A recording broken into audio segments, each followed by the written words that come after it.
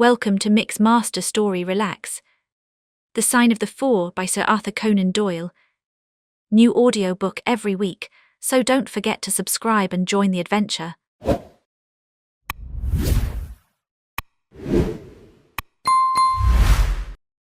The Sign of the Four by Sir Arthur Conan Doyle. Chapter 1. The Science of Deduction. Sherlock Holmes took his bottle from the corner of the mantelpiece and his hypodermic syringe from its neat morocco case.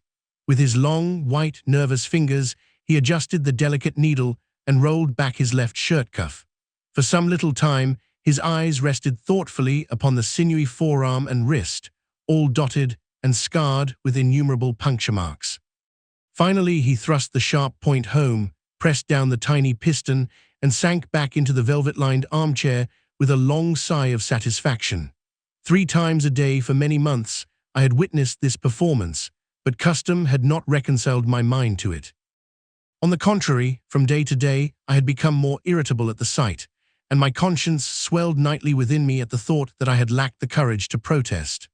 Again and again, I had registered a vow that I should deliver my soul upon the subject, but there was that in the cool, nonchalant air of my companion which made him the last man with whom one would care to take anything approaching to a liberty. His great powers, his masterly manner, and the experience which I had had of his many extraordinary qualities, all made me diffident and backward in crossing him. Yet upon that afternoon, whether it was the bone which I had taken with my lunch, or the additional exasperation produced by the extreme deliberation of his manner, I suddenly felt that I could hold out no longer. "Which is it today?" I asked, "morphine or cocaine?" He raised his eyes languidly from the old black-letter volume which he had opened. "It is cocaine," he said, "a 7% solution. Would you care to try it?" "No, indeed," I answered brusquely. "My constitution has not got over the Afghan campaign yet. I cannot afford to throw any extra strain upon it." He smiled at my vehemence. "Perhaps you are right, Watson," he said. "I suppose that its influence is physically a bad one.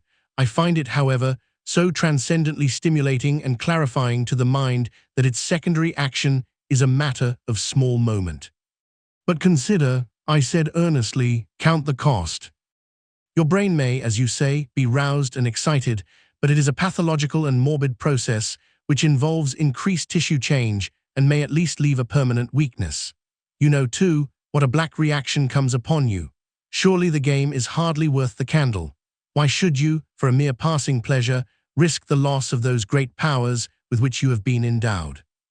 Remember that I speak not only as one comrade to another, but as a medical man to one for whose constitution he is, to some extent, answerable." He did not seem offended. On the contrary, he put his fingertips together and leaned his elbows on the arms of his chair, like one who has a relish for conversation. "My mind," he said, "rebels at stagnation. Give me problems, give me work, give me the most abstruse cryptogram or the most intricate analysis, and I am in my own proper atmosphere.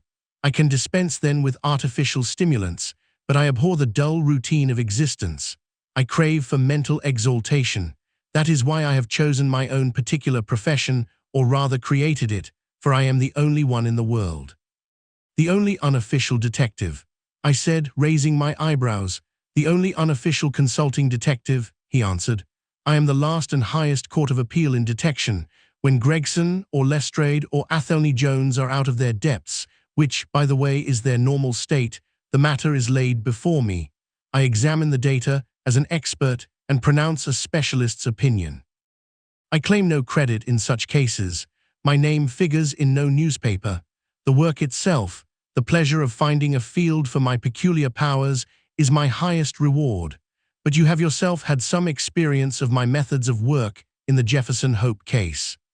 "Yes, indeed," said I cordially. "I was never so struck by anything in my life. I even embodied it in a small brochure with the somewhat fantastic title of A Study in Scarlet." He shook his head sadly. "I glanced over it," said he. "Honestly, I cannot congratulate you upon it. Detection is, or ought to be, an exact science and should be treated in the same cold and unemotional manner. You have attempted to tinge it with romanticism, which produces much the same effect as if you worked a love story or an elopement into the fifth proposition of Euclid. But the romance was there, I remonstrated. I could not tamper with the facts. Some facts should be suppressed, or at least, a just sense of proportion should be observed in treating them.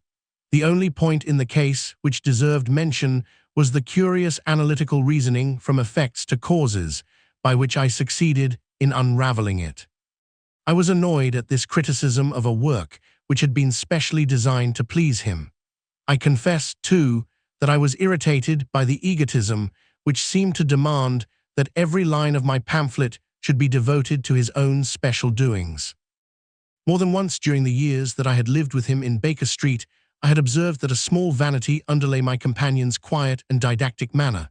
I made no remark, however, but sat nursing my wounded leg. I had had a Jezzy bullet through it some time before, and though it did not prevent me from walking, it ached wearily at every change of the weather. "My practice has extended recently to the continent," said Holmes after a while, filling up his old briar-root pipe. "I was consulted last week by Francois Le Villard, who, as you probably know, has come rather to the front lately in the French detective service. He has all the Celtic power of quick intuition, but he is deficient in the wide range of exact knowledge which is essential to the higher developments of his art. The case was concerned with a will and possessed some features of interest. I was able to refer him to two parallel cases, the one at Riga in 1857 and the other at St. Louis in 1871, which have suggested to him the true solution. Here is the letter which I had this morning acknowledging my assistance." He tossed over, as he spoke, a crumpled sheet of foreign notepaper. I glanced my eyes down it, catching a profusion of notes of admiration, with stray magnifiques, coup de maîtres and tour de force, all testifying to the ardent admiration of the Frenchman. "He speaks as a pupil to his master," said I. "Oh, he rates my assistance too highly," said Sherlock Holmes lightly. "He has considerable gifts himself. He possesses 2 out of the 3 qualities necessary for the ideal detective. He has the power of observation and that of deduction. He is only wanting in knowledge, and that may come in time. He is now translating my small works into French." "Your works? Oh, didn't you know?" he cried, laughing. "Yes, I have been guilty of several monographs. They are all upon technical subjects. Here, for example, is one upon the distinction between the ashes of the various tobaccos. In it I enumerate 140 forms of cigar, cigarette, and pipe tobacco, with colored plates illustrating the difference in the ash. It is a point which is continually turning up in criminal trials, and which is sometimes of supreme importance as a If you can say definitely, for example, that some murder had been done by a man who was smoking an Indian lunka, it obviously narrows your field of search. To the trained eye, there is as much difference between the black ash of a trichinopoly and the white fluff of birdseye as there is between a cabbage and a potato." "You have an extraordinary genius for minutiae," I remarked. "I appreciate their importance. Here is my monograph upon the tracing of footsteps, with some remarks upon the uses of plaster of Paris as a preserver of impresses. Here, too, is a curious little work upon the influence of a trade upon the form of the hand, with lithotypes of the hands of slaters, sailors, cork cutters, compositors, weavers, and diamond polishers. That is a matter of great practical interest to the scientific detective, especially in cases of unclaimed bodies or in discovering the antecedents of criminals. But I weary you with my hobby." "Not at all," I answered earnestly. "It is of the greatest interest to me, especially since I have had the opportunity of observing your practical application of it. But you spoke just now of observation and deduction. Surely the one to some extent implies the other." "Why, hardly," he answered, leaning back luxuriously in his armchair and sending up thick blue wreaths from his pipe. "For example, observation shows me that you have been to the Wigmore Street post office this morning, but deduction lets me know that when there you dispatched a telegram." "Right," said I. "Right on both points, but I confess that I don't see how you arrived at it. It was a sudden impulse upon my part, and I have mentioned it to no one." "It is simplicity itself," he remarked, chuckling at my surprise, "so absurdly simple that an explanation is superfluous, and yet it may serve to define the limits of observation and of deduction. Observation tells me that you have a little reddish mold adhering to your instep. Just opposite the Wigmore Street office, they have taken up the pavement and thrown up some earth, which lies in such a way that it is difficult to avoid treading in it in entering. The earth is of this peculiar reddish tint, which is found, as far as I know, nowhere else in the neighborhood. So much is observation, the rest is deduction. How then did you deduce the telegram? Why, of course I knew that you had not written a letter, since I sat opposite to you all morning. I see also in your open desk there that you have a sheet of stamps and a thick bundle of postcards. What could you go into the post office for then, but to send a wire? Eliminate all other factors, and the one which remains must be the truth. In this case it certainly is so, I replied after a little thought. The thing, however, is, as you say, of the simplest. Would you think me impertinent if I were to put your theories to a more severe test? On the contrary, he answered, it would prevent me from taking a second dose of cocaine. I should be delighted to look into any problem which you might submit to me. I have heard you say it is difficult for a man to have any object in daily use without leaving the impress of his individuality upon it in such a way that a trained observer might read it. Now, I have here a watch which has recently come into my possession. Would you have the kindness to let me have an opinion upon the character or habits of the late owner? I handed him over the watch with some slight feeling of amusement in my heart, for the test was, as I thought, an impossible one, and I intended it as a lesson against the somewhat dogmatic tone which he occasionally assumed. He balanced the watch in his hand, gazed hard at the dial, opened the back, and examined the works, first with his naked eyes and then with a powerful convex lens. I could hardly keep from smiling at his crestfallen face when he finally snapped the case to and handed it back. There are hardly any data, he remarked. The watch has been recently cleaned, which robs me of my most suggestive facts. You are right, I answered. It was cleaned before being sent to me. In my heart I accused my companion of putting forward a most lame and impotent excuse to cover his failure. What data could he expect from an uncleaned watch? Though unsatisfactory, my research has not been entirely barren, he observed, staring up at the ceiling with dreamy, lackluster eyes. Subject to your correction, I should judge that the watch belonged to your elder brother, who inherited it from your father. That you gather, no doubt, from the HW upon the back. Quite so, the W suggests your own name. The date of the watch is nearly 50 years back, and the initials are as old as the watch, so it was made for the last generation. Jewelry usually descends to the eldest son, and he is most likely to have the same name as the father. Your father has, if I remember right, been dead many years.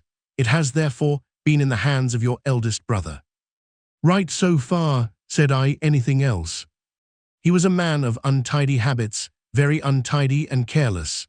He was left with good prospects, but he threw away his chances, lived for some time in poverty with occasional short intervals of prosperity, and finally, taking to drink, he died. That is all I can gather. I sprang from my chair and limped impatiently about the room with considerable bitterness in my heart. This is unworthy of you, Holmes, I said. I could not have believed that you would have descended to this. You have made inquiries into the history of my unhappy brother, and you now pretend to deduce this knowledge in some fanciful way. You cannot expect me to believe that you have read all this from his old watch. It is unkind, and to speak plainly, has a touch of charlatanism in it. My dear doctor, said he kindly, pray accept my apologies.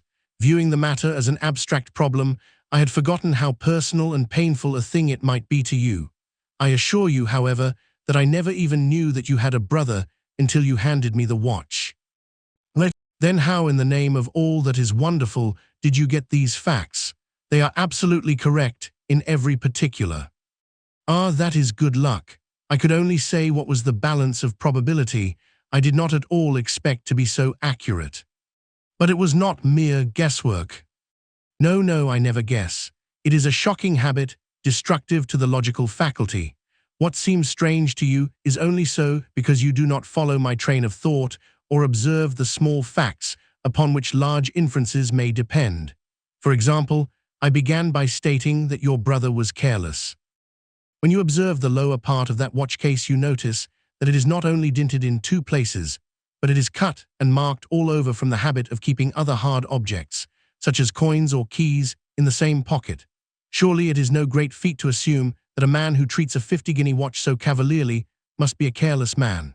Neither is it a very far-fetched inference that a man who inherits one article of such value is pretty well provided for in other respects. I nodded to show that I followed his reasoning. It is very customary for pawnbrokers in England, when they take a watch, to scratch the numbers of the ticket with a pinpoint upon the inside of the case. It is more handy than a label, as there is no risk of the number being lost or transposed. There are no less than 4 such numbers visible to my lens on the inside of this case. Inference that your brother was often at low water. Secondary inference that he had occasional bursts of prosperity, or he could not have redeemed the pledge. Finally, I ask you to look at the inner plate, which contains the keyhole. Look at the thousands of scratches all round the hole, marks where the key has slipped. What sober man's key could have scored those grooves, but you will never see a drunkard's watch without them. He winds it at night, and he leaves these traces of his unsteady hand. Where is the mystery in all this? It is as clear as daylight, I answered. I regret the injustice which I did you. I should have had more faith in your marvelous faculty. May I ask whether you have any professional inquiry on foot at present? None, hence the cocaine. I cannot live without brainwork. What else is there to live for? Stand at the window here. Was ever such a dreary, dismal, unprofitable world? See how the yellow fog swirls down the street and drifts across the dun-colored houses. What could be more hopelessly prosaic and material? What is the use of having powers, doctor, when one has no field upon which to exert them? Crime is commonplace, existence is commonplace, and no qualities save those which are commonplace have any function upon earth. I had opened my mouth to reply to this tirade when, with a crisp knock, our landlady entered, bearing a card upon the brass salver. "A young lady for you, sir," she said, addressing my companion. "Miss Mary Morstan," he read. I have no recollection of the name. Ask the young lady to step up, Mrs. Hudson. Don't go, doctor. I should prefer that you remain." Chapter 2. The Statement of the Case. Miss Morstan entered the room with a firm step and an outward composure of manner. She was a blonde young lady, small, dainty, well-gloved, and dressed in the most perfect taste. There was, however, a plainness and simplicity about her costume which bore with it a suggestion of limited means. The dress was a somber greyish beige, untrimmed and unbraided, and she wore a small turban of the same dull hue, relieved only by a suspicion of white feather in the side. Her face had neither regularity of feature nor beauty of complexion, but her expression was sweet and amiable, and her large blue eyes were singularly spiritual and sympathetic. In an experience of women which extends over many nations and 3 separate continents, I have never looked upon a face which gave a clearer promise of a refined and sensitive nature. I could not but observe that as she took the seat which Sherlock Holmes placed for her, her lip trembled, her hand quivered, and she showed every sign of intense inward agitation. "I have come to you, Mr. Holmes," she said, "because you once enabled my employer, Mrs. Cecil Forrester, to unravel a little domestic complication. She was much impressed by your kindness and skill." "Mrs. Cecil Forrester," he repeated thoughtfully. "I believe that I was of some slight service to her. The case, however, as I remember it, was a very simple one." "She did not think so, but at least you cannot say the same of mine." "I can hardly imagine anything more strange, more utterly inexplicable than the situation in which I find myself." Holmes rubbed his hands, and his eyes glistened. He leaned forward in his chair with an expression of extraordinary concentration upon his clear-cut, hawk-like features. "State your case," said he in brisk business tones. I felt that my position was an embarrassing one. "You will, I am sure, excuse me," I said, rising from my chair. To my surprise, the young lady held up her gloved hand to detain me. "If your friend," she said, "would be good enough to stop, he might be of inestimable service to me." I relapsed into my chair. "Briefly," she continued, "the facts are these. My father was an officer in an Indian regiment who sent me home when I was quite a child. My mother was dead, and I had no relative in England. I was placed, however, in a comfortable boarding establishment at Edinburgh, and there I remained until I was 17 years of age. In the year 1878, my father, who was senior captain of his regiment, obtained 12 months' leave and came home. He telegraphed to me from London that he had arrived all safe and directed me to come down at once, giving the Langham Hotel as his address. His message, as I remember, was full of kindness and love. On reaching London, I drove to the Langham and was informed that Captain Morstan was staying there, but that he had gone out the night before and had not returned. I waited all day without news of him. That night, on the advice of the manager of the hotel, I communicated with the police, and next morning we advertised in all the papers. Our inquiries led to no result, and from that day to this no word has ever been heard of my unfortunate father. He came home with his heart full of hope to find some peace, some comfort, and instead. She put her hand to her throat, and a choking sob cut short the sentence. The date? Asked Holmes, opening his notebook. He disappeared upon the 3rd of December, 1878, nearly 10 years ago. His luggage remained at the hotel. There was nothing in it to suggest a clue, some clothes, some books, and a considerable number of curiosities from the Andaman Islands. He had been one of the officers in charge of the convict guard there. Had he any friends in town? Only one that we know of, Major Sholto, of his own regiment, the 34th Bombay Infantry. The major had retired some little time before and lived at Upper Norwood. We communicated with him, of course, but he did not even know that his brother officer was in England. A singular case, remarked Holmes. I have not yet described to you the most singular part. About 6 years ago, to be exact, upon the 4th of May, 1882, an advertisement appeared in the Times asking for the address of Miss Mary Morstan and stating that it would be to her advantage to come forward. There was no name or address appended.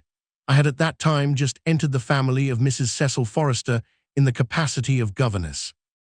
By her advice, I published my address in the advertisement column. The same day there arrived through the post a small cardboard box addressed to me, which I found to contain a very large and lustrous pearl. No word of writing was enclosed. Since then, every year upon the same date, there has always appeared a similar box, containing a similar pearl, without any clue as to the sender. They have been pronounced by an expert to be of a rare variety and of considerable value. You can see for yourself that they are very handsome. She opened a flat box as she spoke and showed me 6 of the finest pearls that I had ever seen. Your statement is most interesting, said Sherlock Holmes. Has anything else occurred to you? Yes, and no later than today. That is why I have come to you. This morning I received this letter, which you will perhaps read for yourself. Thank you, said Holmes. The envelope too, please. Postmark London, SW, date July 7. Man's thumb mark on corner, probably postman. Best quality paper. Envelopes at 6pence a packet. Particular man in his stationery, no address. Be at the 3rd pillar from the left outside the Lyceum Theatre tonight at 7 o'clock. If you are distrustful, bring 2 friends. You are a wronged woman and shall have justice. Do not bring police. If you do, all will be in vain. Your unknown friend. Well, really, this is a very pretty little mystery. What do you intend to do, Miss Morstan? That is exactly what I want to ask you. Then we shall most certainly go, you and I, and, yes, why, Doctor Watson is the very man. Your correspondent says 2 friends. He and I have worked together before. But would he come? She asked with something appealing in her voice and expression. I shall be proud and happy, said I fervently, if I can be of any service. You are both very kind, she answered. I have led a retired life and have no friends whom I could appeal to. If I am here at 6 it will do, I suppose. You must not be later, said Holmes. There is one other point, however. Is this handwriting the same as that upon the pearl box addresses? I have them here, she answered, producing half a dozen pieces of paper. You are certainly a model client. You have the correct intuition. Let us see now. He spread out the papers upon the table and gave little darting glances from one to the other. They are disguised hands, except the letter, he said presently, but there can be no question as to the authorship. See how the irrepressible Greek E will break out, and see the twirl of the final S. They are undoubtedly by the same person. I should not like to suggest false hopes, Miss Morstan, but is there any resemblance between this hand and that of your father? Nothing could be more unlike. I expected to hear you say so. We shall look out for you then at 6. Pray allow me to keep the papers. I may look into the matter before then. It is only 3:30. Au revoir then. Au revoir, said our visitor, and with a bright, kindly glance from one to the other of us, she replaced her pearl box in her bosom and hurried away. Standing at the window, I watched her walking briskly down the street until the grey turban and white feather were but a speck in the sombre crowd. What a very attractive woman, I exclaimed, turning to my companion. He had lit his pipe again and was leaning back with drooping eyelids. Is she? He said languidly. I did not observe. You really are an automaton, a calculating machine, I cried. There is something positively inhuman in you at times. He smiled gently. It is of the first importance, he cried, not to allow your judgment to be biased by personal qualities. A client is to me a mere unit, a factor in a problem. The emotional qualities are antagonistic to clear reasoning. I assure you that the most winning woman I ever knew was hanged for poisoning 3 little children for their insurance money, and the most repellent man of my acquaintance is a philanthropist who has spent nearly $250,000 upon the London poor. In this case, however, I never make exceptions. An exception disproves the rule. Have you ever had occasion to study character in handwriting? What do you make of this fellow's scribble? It is legible and regular, I answered. A man of business habits and some force of character. Holmes shook his head. Look at his long letters, he said. They hardly rise above the common herd. That D might be an A and that L an E. Men of character always differentiate their long letters, however illegibly they may write. There is vacillation in his K's and self-esteem in his capitals. I am going out now. I have some few references to make. Let me recommend this book, one of the most remarkable ever penned. It is Winwood Reade's Martyrdom of Man. I shall be back in an hour. I sat in the window with the volume in my hand, but my thoughts were far from the daring speculations of the writer. My mind ran upon our late visitor, her smiles, the deep rich tones of her voice, the strange mystery which overhung her life.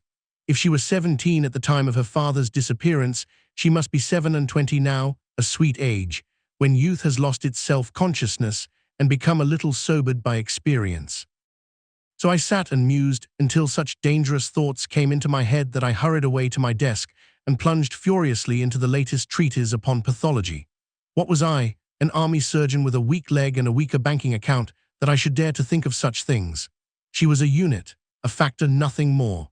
If my future were black, it was better surely to face it like a man than to attempt to brighten it by mere will-o'-the-wisps of the imagination.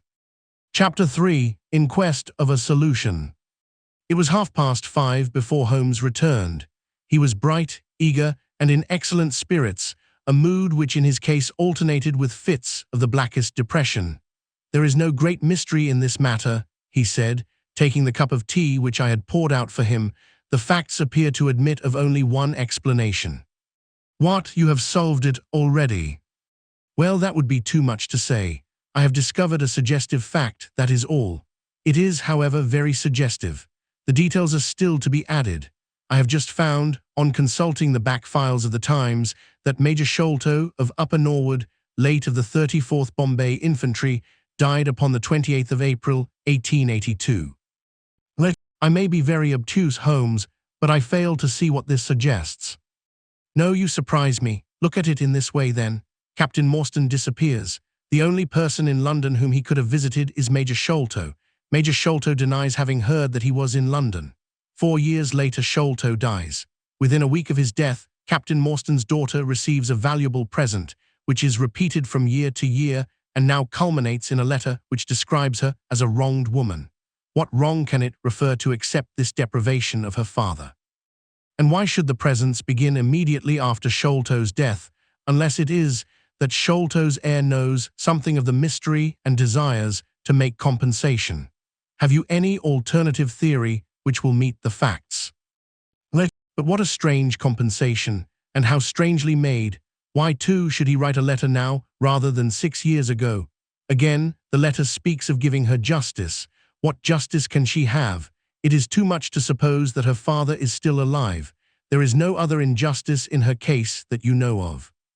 There are certainly difficulties, said Sherlock Holmes pensively, but our expedition of tonight will solve them all. Ah, here is a four-wheeler, and Miss Morstan is inside. "Are you all ready? Then we had better go down, for it is a little past the hour." I picked up my hat and my heaviest stick, but I observed that Holmes took his revolver from his drawer and slipped it into his pocket. It was clear that he thought that our night's work might be a serious one. Miss Morstan was muffled in a dark cloak, and her sensitive face was composed but pale. She must have been more than woman if she did not feel some uneasiness at the strange enterprise upon which we were embarking, yet her self-control was perfect, and she readily answered the few additional questions which Sherlock Holmes put to her.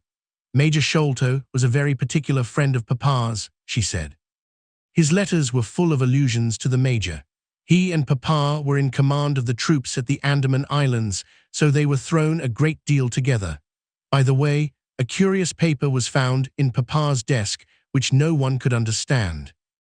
I don't suppose that it is of the slightest importance, but I thought you might care to see it, so I brought it with me. It is here." Holmes unfolded the paper carefully and smoothed it out upon his knee. He then very methodically examined it all over with his double lens. "It is paper of native Indian manufacture," he remarked. "It has at some time been pinned to a board. The diagram upon it appears to be a plan of part of a large building with numerous halls, corridors, and passages. At one point is a small cross done in red ink, and above it is 337 from left, in faded pencil writing. In the left-hand corner is a curious hieroglyphic like 4 crosses in a line with their arms touching. Beside it is written, in very rough and coarse characters, the sign of the 4, Jonathan Small, Mahomet Singh, Abdullah Khan, Dust Akbar. No, I confess that I do not see how this bears upon the matter, yet it is evidently a document of importance. It has been kept carefully in a pocketbook, for the one side is as clean as the other. It was in his pocketbook that we found it. Preserve it carefully then, Miss Morstan, for it may prove to be of use to us. I begin to suspect that this matter may turn out to be much deeper and more subtle than I at first supposed. I must reconsider my ideas." He leaned back in the cab, and I could see by his drawn brow and his vacant eye that he was thinking intently. Miss Morstan and I chatted in an undertone about our present expedition and its possible outcome, but our companion maintained his impenetrable reserve until the end of our journey. It was a September evening and not yet 7 o'clock, but the day had been a dreary one, and a dense, drizzly fog lay low upon the great city. Mud-colored clouds drooped sadly over the muddy streets. Down the Strand the lamps were but misty splotches of diffused light which threw a feeble circular glimmer upon the slimy pavement. The yellow glare from the shop windows streamed out into the steamy, vaporous air and threw a murky, shifting radiance across the crowded thoroughfare. There was, to my mind, something eerie and ghost-like in the endless procession of faces which flitted across these narrow bars of light, sad faces and glad, haggard and merry. Like all humankind, they flitted from the gloom into the light and so back into the gloom once more. I am not subject to impressions, but the dull, heavy evening, with the strange business upon which we were engaged, combined to make me nervous and depressed. I could see from Miss Morstan's manner that she was suffering from the same feeling. Holmes alone could rise superior to petty influences. He held his open notebook upon his knee, and from time to time he jotted down figures and memoranda in the light of his pocket lantern. At the Lyceum Theatre, the crowds were already thick at the side entrances. In front, a continuous stream of hansoms and four-wheelers were rattling up, discharging their cargoes of shirt-fronted men and beshawled, bediamonded women.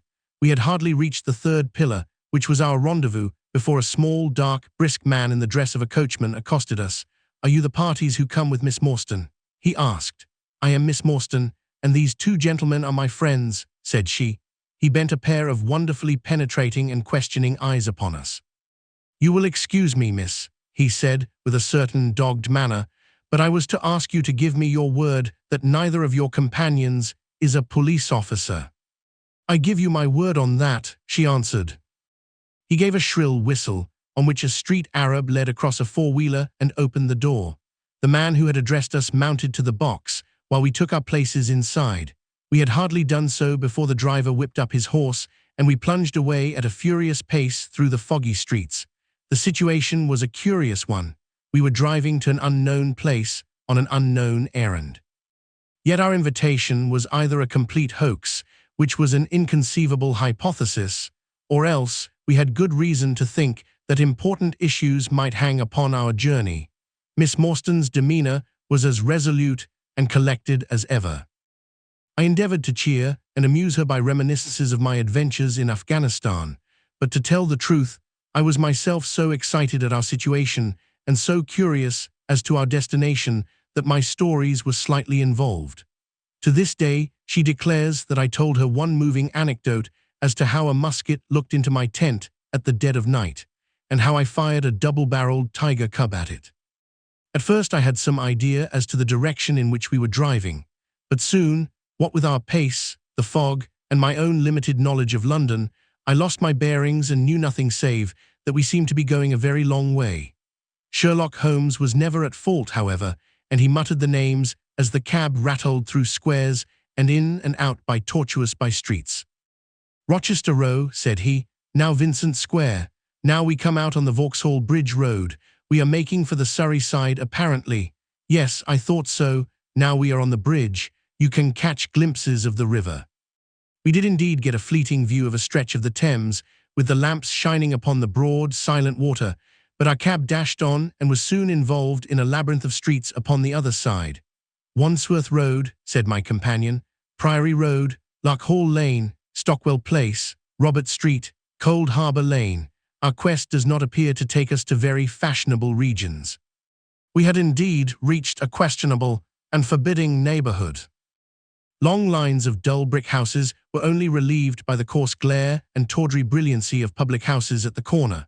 Then came rows of two-storied villas, each with a fronting of miniature garden, and then again interminable lines of new, staring brick buildings, the monster tentacles which the giant city was throwing out into the country. At last, the cab drew up at the third house in a new terrace. None of the other houses were inhabited, and that at which we stopped was as dark as its neighbours, save for a single glimmer in the kitchen window.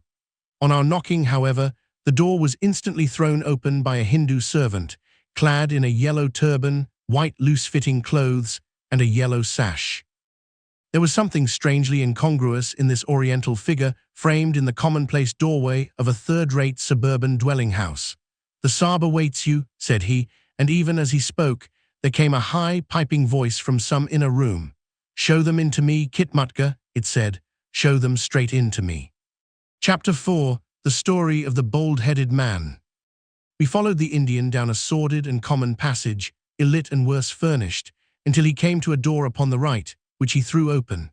A blaze of yellow light streamed out upon us, and in the centre of the glare there stood a small man with a very high head, a bristle of red hair all round the fringe of it, and a bald, shining scalp which shot out from among it like a mountain peak from fir trees. He writhed his hands together as he stood, and his features were in a perpetual jerk, now smiling, now scowling, but never for an instant in repose. Nature had given him a pendulous lip and a too visible line of yellow and irregular teeth, which he strove feebly to conceal by constantly passing his hand over the lower part of his face. In spite of his obtrusive baldness, he gave the impression of youth. In point of fact, he had just turned his 30th year. "Your servant, Miss Morstan," he kept repeating in a thin, high voice. "Your servant, gentlemen, pray step into my little sanctum. A small place, miss, but furnished to my own liking. An oasis of art in the howling desert of South London." We were all astonished by the appearance of the apartment into which he invited us. In that sorry house, it looked as out of place as a diamond of the first water in a setting of brass. The richest and glossiest of curtains and tapestries draped the walls, looped back here and there to expose some richly mounted painting or oriental vase. The carpet was of amber and black, so soft and so thick that the foot sank pleasantly into it, as into a bed of moss. Two great tiger skins thrown athwart it increased the suggestion of Eastern luxury, as did a huge hookah which stood upon a mat in the corner. A lamp in the fashion of a silver dove was hung from an almost invisible golden wire in the center of the room. As it burned, it filled the air with a subtle and aromatic odor. "Mr. Thaddeus Sholto," said the little man, still jerking and smiling. "That is my name. You are Miss Morstan, of course, and these gentlemen. This is Mr. Sherlock Holmes, and this Dr. Watson." "A doctor, eh?" cried he, much excited. "Have you your stethoscope? Might I ask you, would you have the kindness? I have grave doubts as to my mitral valve, if you would be so very good. The aortic I may rely upon, but I should value your opinion upon the mitral." I listened to his heart, as requested, but was unable to find anything amiss, save, indeed, that he was in an ecstasy of fear, for he shivered from head to foot. "It appears to be normal," I said. "You have no cause for uneasiness." "You will excuse my anxiety, Miss Morstan," he remarked airily. "I am a great sufferer, and I have long had suspicions as to that valve. I am delighted to hear that they are unwarranted. Had your father, Miss Morstan, refrained from throwing a strain upon his heart, he might have been alive now." I could have struck the man across the face, so hot was I at this callous and offhand reference to so delicate a matter. Miss Morstan sat down, and her face grew white to the lips. "I knew in my heart that he was dead," said she. "I can give you every information," said he, "and what is more, I can do you justice, and I will too, whatever Brother Bartholomew may say. I am so glad to have your friends here, not only as an escort to you, but also as witnesses to what I am about to do and say. The three of us can show a bold front to Brother Bartholomew, but let us have no outsiders, no police or officials. We can settle everything satisfactorily among ourselves without any interference. Nothing would annoy Brother Bartholomew more than any publicity." He sat down upon a low settee and blinked at us inquiringly with his weak, watery blue eyes. "For my part," said Holmes, "whatever you may choose to say will go no further." I nodded to show my agreement. That is well," said he. "May I offer you a glass of Chianti, Miss Morstan, or of Tokay? I keep no other wines. Shall I open a flask?" "No. Well then, I trust that you have no objection to tobacco smoke, to the balsamic odor of the Eastern tobacco. I am a little nervous, and I find my hookah an invaluable sedative." He applied a taper to the great bowl, and the smoke bubbled merrily through the rose water. We sat all three in a semicircle, with our heads advanced and our chins upon our hands, while the strange, jerky little fellow, with his high, shining head, puffed uneasily in the center. "When I first determined to make this communication to you," said he, "I might have given you my address, but I feared that you might disregard my request and bring unpleasant people with you. I took the liberty, therefore, of making an appointment in such a way that my man Williams might be able to see you first. I have complete confidence in his discretion, and he had orders, if he were dissatisfied, to proceed no further in the matter. You will excuse these precautions, but I am a man of somewhat retiring, and I might even say refined, tastes, and there is nothing more unaesthetic than a policeman. I have a natural shrinking from all forms of rough materialism. I seldom come in contact with the rough crowd. I live, as you see, with some little atmosphere of elegance around me. I may call myself a patron of the arts. It is my weakness.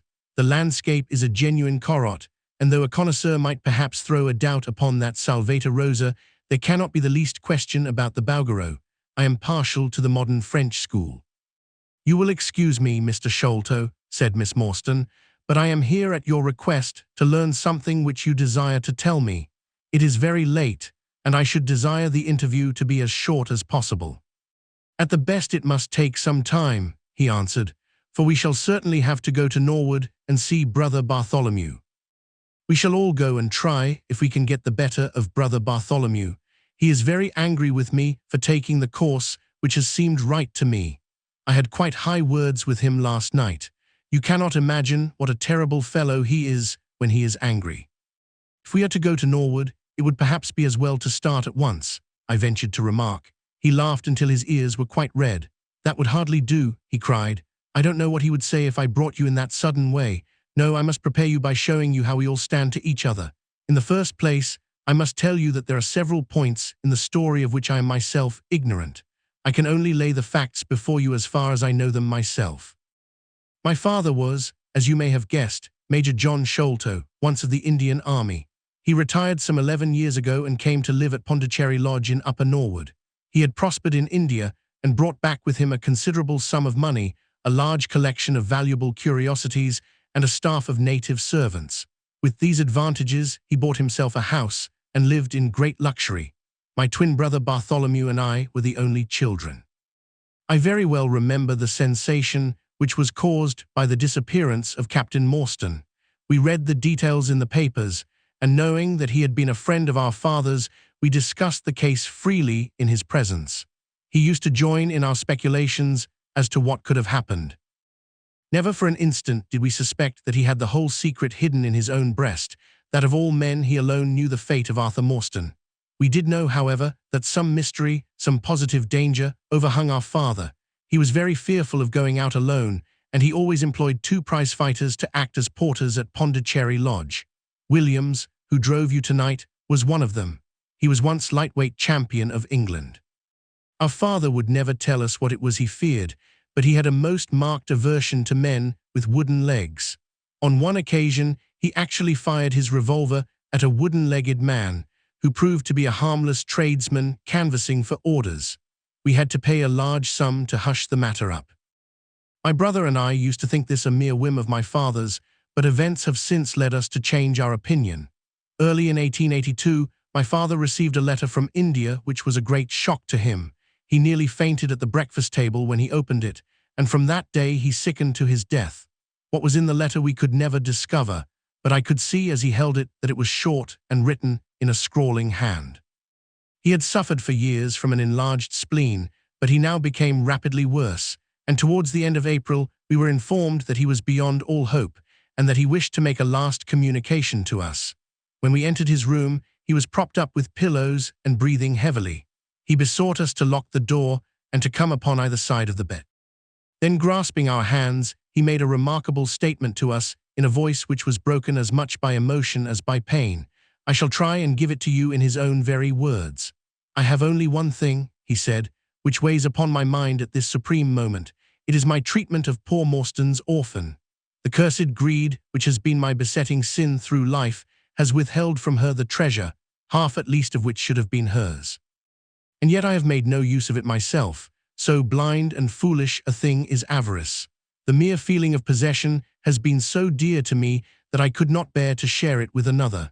See that chaplet tipped with pearls beside the quinine bottle, even that I could not bear to part with, although I had got it out with the design of sending it to her.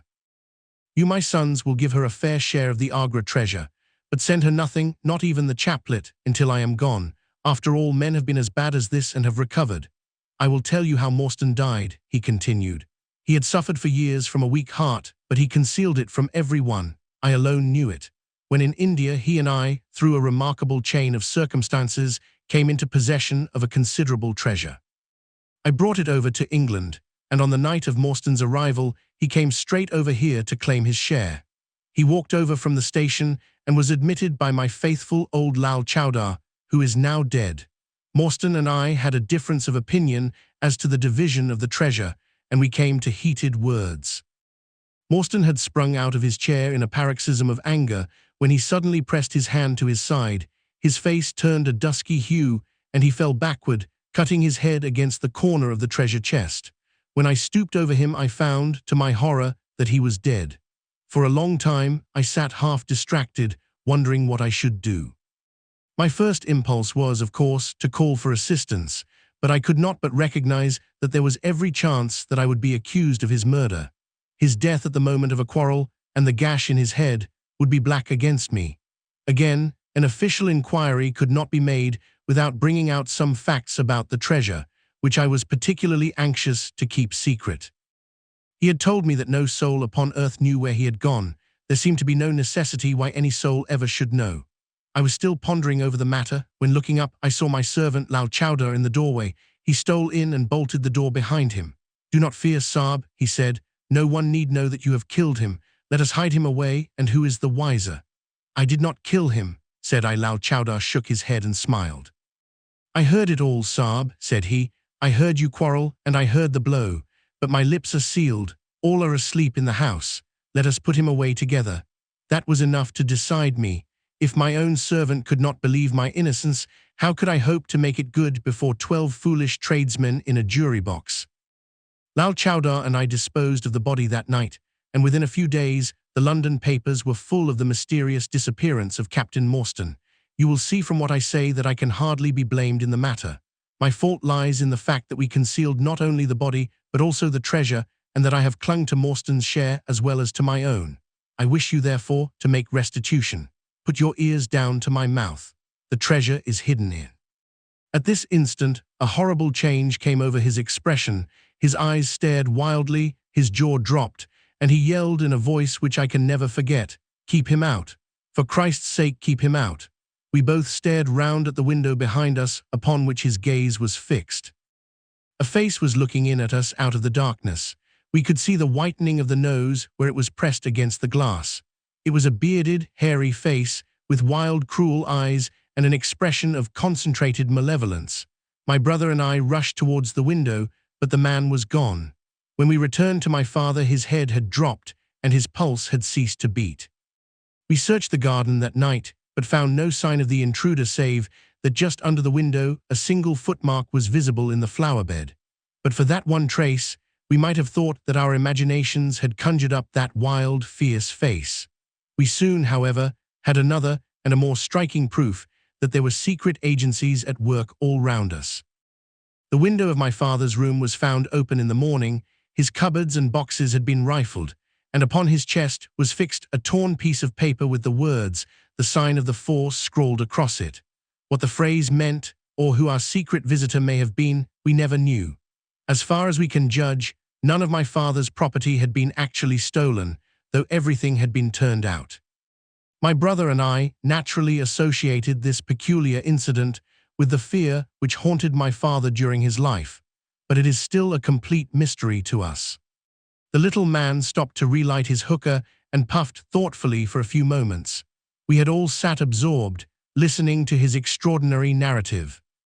At the short account of her father's death, Miss Morstan had turned deadly white, and for a moment I feared that she was about to faint. She rallied, however, on drinking a glass of water, which I quietly poured out for her from a Venetian carafe upon the side table.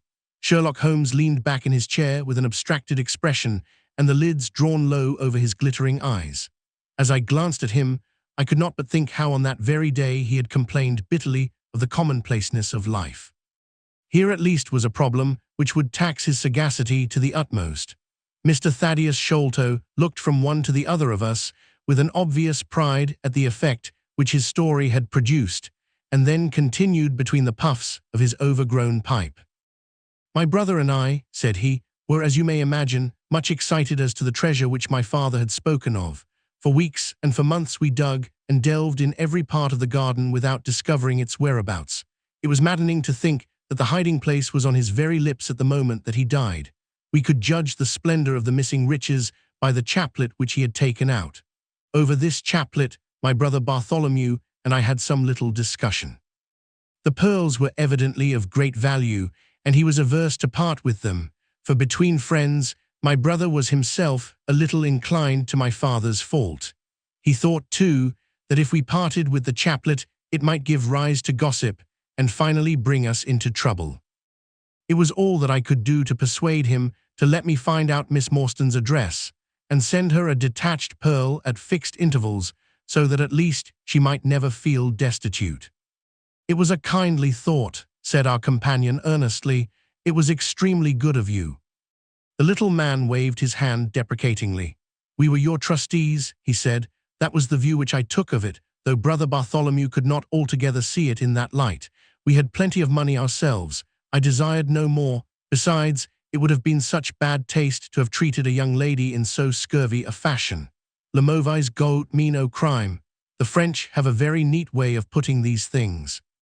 Our difference of opinion on this subject went so far that I thought it best to set up rooms for myself, so I left Pondicherry Lodge, taking the old Kitmutka and Williams with me. Yesterday, however, I learned that an event of extreme importance has occurred. The treasure has been discovered. I instantly communicated with Miss Morstan, and it only remains for us to drive out to Norwood and demand our share. I explained my views last night to Brother Bartholomew, so we shall be expected, if not welcome, visitors. Mr. Thaddeus Sholto ceased and sat twitching on his luxurious settee. We all remained silent, with our thoughts upon the new development which the mysterious business had taken. Holmes was the first to spring to his feet. "You have done well, sir, from first to last," said he. It is possible that we may be able to make you some small return by throwing some light upon that which is still dark to you.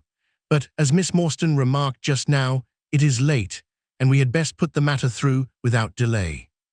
Our new acquaintance very deliberately coiled up the tube of his hookah and produced from behind a curtain a very long befrogged topcoat with astrakhan collar and cuffs. This he buttoned tightly up in spite of the extreme closeness of the night, and finished his attire by putting on a rabbit-skin cap with hanging lappets which covered the ears, so that no part of him was visible save his mobile and peaky face. "My health is somewhat fragile," he remarked as he led the way down the passage. "I am compelled to be a valetudinarian."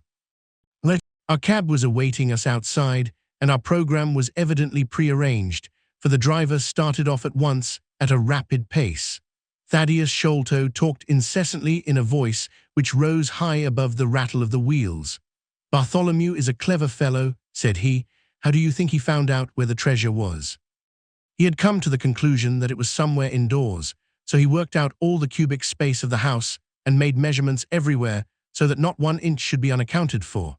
Among other things, he found that the height of the building was 74 feet, but on adding together the heights of all the separate rooms and making every allowance for the space between, which he ascertained by borings, he could not bring the total to more than 70 feet. There were 4 feet unaccounted for.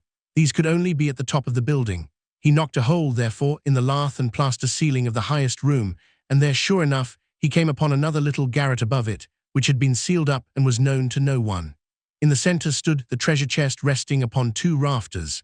He lowered it through the hole, and there it lies. He computes the value of the jewels at not less than £500,000 sterling. At the mention of this gigantic sum, we all stared at one another open-eyed.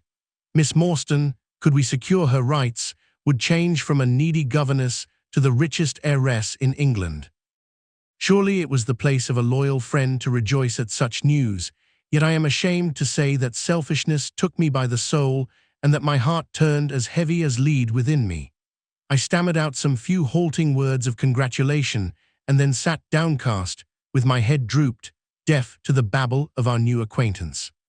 He was clearly a confirmed hypochondriac, and I was dreamily conscious that he was pouring forth interminable trains of symptoms and imploring information as to the composition and action of innumerable quack nostrums, some of which he bore about in a leather case in his pocket. I trust that he may not remember any of the answers which I gave him that night. Holmes declares that he overheard me caution him against the great danger of taking more than 2 drops of castor oil, while I recommended strychnine in large doses as a sedative. However that may be, I was certainly relieved when our cab pulled up with a jerk and the coachman sprang down to open the door. "This, Miss Morstan, is Pondicherry Lodge," said Mr. Thaddeus Sholto as he handed her out. Chapter 5. The Tragedy of Pondicherry Lodge. It was nearly 11 o'clock when we reached this final stage of our night's adventures. We had left the damp fog of the great city behind us, and the night was fairly fine. A warm wind blew from the westward, and heavy clouds moved slowly across the sky, with half a moon peeping occasionally through the rifts. It was clear enough to see for some distance, but Thaddeus Sholto took down one of the side lamps from the carriage to give us a better light upon our way. Pondicherry Lodge stood in its own grounds and was girt round with a very high stone wall topped with broken glass. A single narrow iron-clamped door formed the only means of entrance. On this, our guide knocked with a peculiar postman-like rat-tat. "Who is there?" cried a gruff voice from within. "It is I, McMurdo. You surely know my knock by this time." There was a grumbling sound and a clanking and jarring of keys. The door swung heavily back, and a short, deep-chested man stood in the opening, with the yellow light of the lantern shining upon his protruded face and twinkling, distrustful eyes. "That you, Mr. Thaddeus, but who are the others? I had no orders about them from the master." "No, McMurdo, you surprise me. I told my brother last night that I should bring some friends. He hain't been out his rooms today, Mr. Thaddeus, and I have no orders. You know very well that I must stick to regulations. I can let you in, but your friends, they must just stop where they are."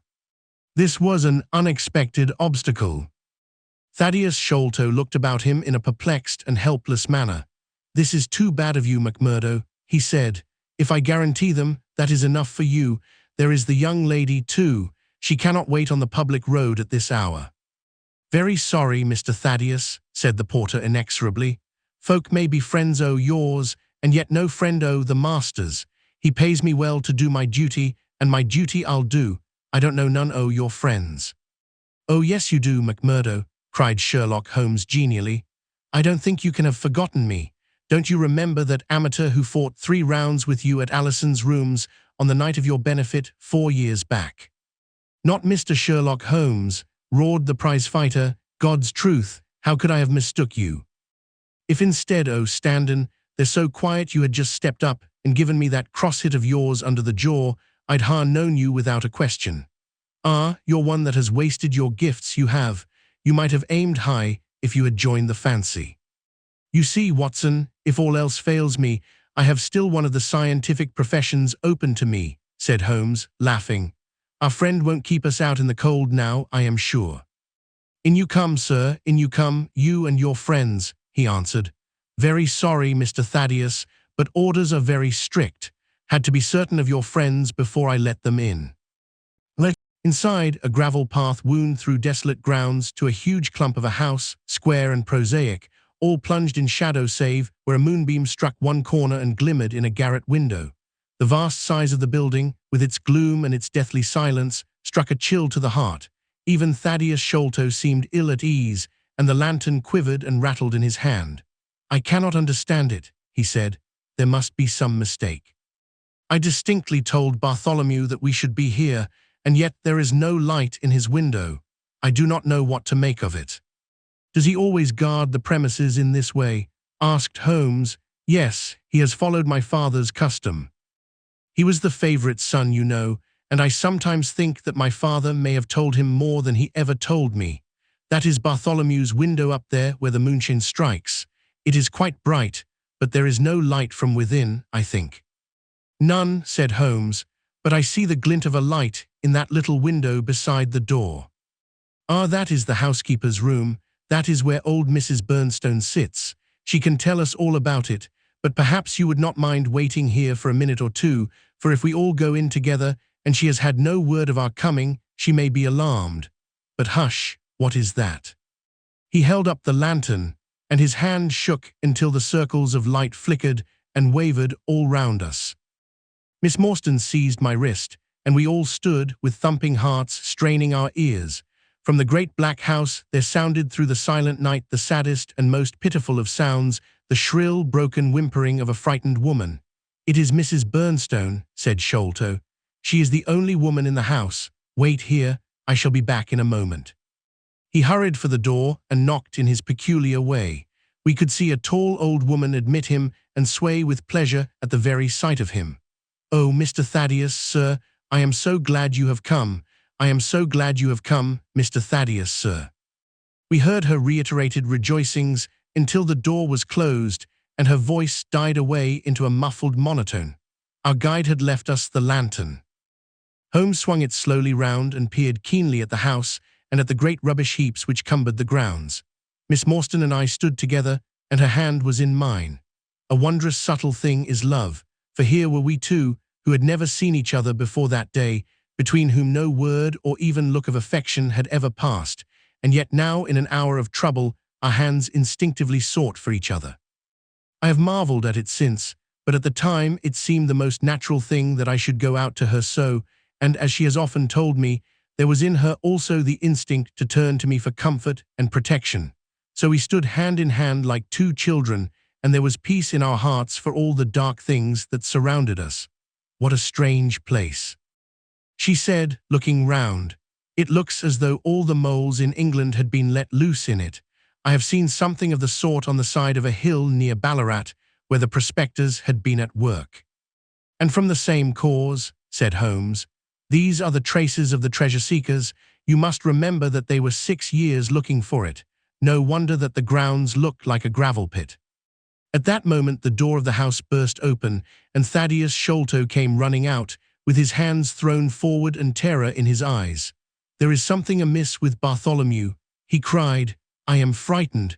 My nerves cannot stand it." He was indeed half blubbering with fear, and his twitching, feeble face peeping out from the great astrakhan collar had the helpless, appealing expression of a terrified child.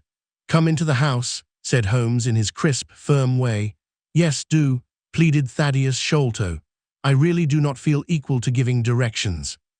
We all followed him into the housekeeper's room, which stood upon the left-hand side of the passage. The old woman was pacing up and down with a scared look and restless, picking fingers, but the sight of Miss Morstan appeared to have a soothing effect upon her. "God bless your sweet, calm face," she cried with a hysterical sob. "It does me good to see you. Oh, but I have been sorely tried this day." Our companion patted her thin, work-worn hand and murmured some few words of kindly, womanly comfort, which brought the color back into the other's bloodless cheeks. "Master has locked himself in and will not answer me," she explained. "All day I have waited to hear from him, for he often likes to be alone, but an hour ago I feared that something was amiss, so I went up and peeped through the keyhole. You must go up, Mr. Thaddeus, you must go up and look for yourself. I have seen Mr. Bartholomew Sholto in joy and in sorrow for 10 long years, but I never saw him with such a face on him as that."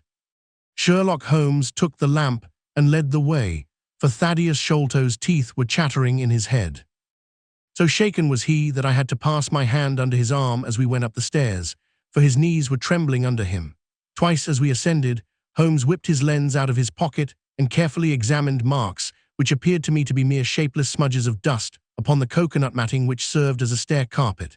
He walked slowly from step to step, holding the lamp low and shooting keen glances to right and left. Miss Morstan had remained behind with the frightened housekeeper. The third flight of stairs ended in a straight passage of some length, with a great picture in Indian tapestry upon the right of it and 3 doors upon the left. Holmes advanced along it in the same slow and methodical way, while we kept close at his heels, with our long black shadows streaming backward down the corridor. The third door was that which we were seeking. Holmes knocked without receiving any answer, and then tried to turn the handle and force it open. It was locked on the inside, however, and by a broad and powerful bolt, as we could see when we set our lamp up against it. The key being turned, however, the hole was not entirely closed. Sherlock Holmes bent down to it and instantly rose again with a sharp intaking of the breath. "There is something devilish in this, Watson," said he, more moved than I had ever before seen him. "What do you make of it?" I stooped to the hole and recoiled in horror. Moonlight was streaming into the room, and it was bright with a vague and shifty radiance. Looking straight at me and suspended, as it were, in the air, for all beneath was in shadow, there hung a face, the very face of our companion Thaddeus. There was the same high, shining head, the same circular bristle of red hair, the same bloodless countenance. The features were set, however, in a horrible smile, a fixed and unnatural grin, which in that still and moonlit room was more jarring to the nerves than any scowl or contortion. So like was the face to that of our little friend that I looked round at him to make sure that he was indeed with us. Then I recalled to mind that he had mentioned to us that his brother and he were twins. "This is terrible," I said to Holmes. "What is to be done?" "The door must come down," he answered, and springing against it, he put all his weight upon the lock. It creaked and groaned but did not yield. Together we flung ourselves upon it once more, and this time it gave way with a sudden snap, and we found ourselves within Bartholomew Sholto's chamber. It appeared to have been fitted up as a chemical laboratory. A double line of glass-stoppered bottles was drawn up upon the wall opposite the door, and the table was littered over with Bunsen burners, test tubes, and retorts. In the corners stood carbos of acid in wicker baskets. One of these appeared to leak or to have been broken, for a stream of dark-colored liquid had trickled out from it, and the air was heavy with a peculiarly pungent, tar-like odor. A set of steps stood at one side of the room in the midst of a litter of lath and plaster, and above them there was an opening in the ceiling large enough for a man to pass through. At the foot of the steps, a long coil of rope was thrown carelessly together. By the table, in a wooden armchair, the master of the house was seated all in a heap, with his head sunk upon his left shoulder and that ghastly, inscrutable smile upon his face. He was stiff and cold, and had clearly been dead many hours. It seemed to me that not only his features, but all his limbs were twisted and turned in the most fantastic fashion. By his hand upon the table there lay a peculiar instrument, a brown, close-grained stick, with a stone head like a hammer, rudely lashed on with coarse twine. Beside it was a torn sheet of notepaper with some words scrawled upon it. Holmes glanced at it and then handed it to me. "You see," he said, with a significant raising of the eyebrows. In the light of the lantern, I read with a thrill of horror, "The sign of the four." "In God's name, what does it all mean?" I asked. "It means murder," said he, stooping over the dead man. "Ah, I expected it. Look here." He pointed to what looked like a long, dark thorn stuck in the skin just above the ear. "It looks like a thorn," said I. "It is a thorn.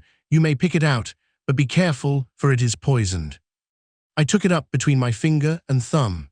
It came away from the skin so readily that hardly any mark was left behind. One tiny speck of blood showed where the puncture had been. "This is all an insoluble mystery to me," said I. "It grows darker instead of clearer." "On the contrary," he answered, "it clears every instant. I only require a few missing links to have an entirely connected case." We had almost forgotten our companion's presence since we entered the chamber. He was still standing in the doorway, the very picture of terror, wringing his hands and moaning to himself. Suddenly, however, he broke out into a sharp, querulous cry. "The treasure is gone," he said. "They have robbed him of the treasure. There is the hole through which we lowered it. I helped him to do it. I was the last person who saw him. I left him here last night, and I heard him lock the door as I came downstairs." "What time was that?" "It was 10 o'clock. And now he is dead, and the police will be called in, and I shall be suspected of having had a hand in it." "Oh yes, I am sure I shall. But you don't think so, gentlemen? Surely you don't think that it was L? Is it likely that I would have brought you here if it were L? Oh dear, I know that I shall go mad." He jerked his arms and stamped his feet in a kind of convulsive frenzy. "You have no reason for fear, Mr. Sholto," said Holmes kindly, putting his hand upon his shoulder. "Take my advice and drive down to the station to report the matter to the police. Offer to assist them in every way. We shall wait here until your return." The little man obeyed in a half-stupefied fashion, and we heard him stumbling down the stairs in the dark. Chapter 6. Sherlock Holmes gives a demonstration. "Now, Watson," said Holmes, rubbing his hands, "we have half an hour to ourselves. Let us make good use of it. My case is, as I have told you, almost complete, but we must not err on the side of overconfidence. Simple as the case seems now, there may be something deeper underlying it." "Simple," I ejaculated. "Surely," said he with something of the air of a clinical professor expounding to his class.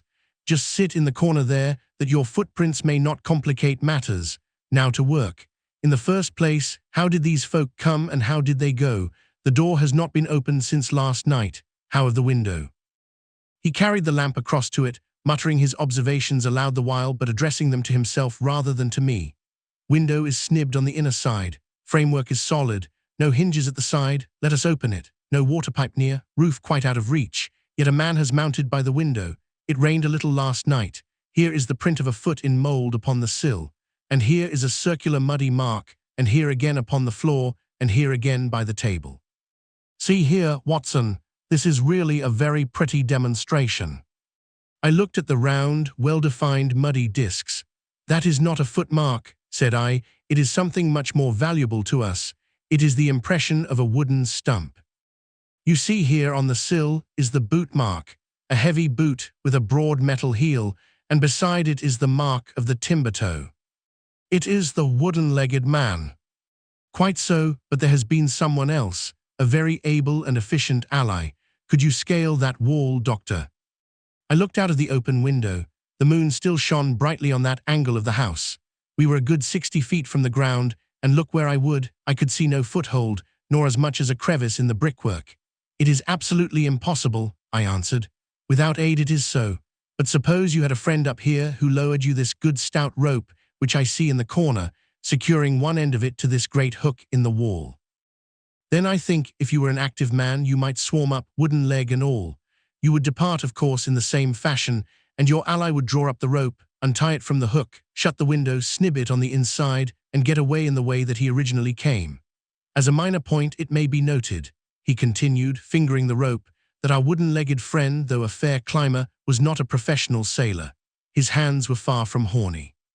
My lens discloses more than one blood mark, especially towards the end of the rope, from which I gather that he slipped down with such velocity that he took the skin off his hands. This is all very well, said I, but the thing becomes more unintelligible than ever. How about this mysterious ally? How came he into the room? Yes, the ally, repeated Holmes pensively. There are features of interest about this ally. He lifts the case from the regions of the commonplace.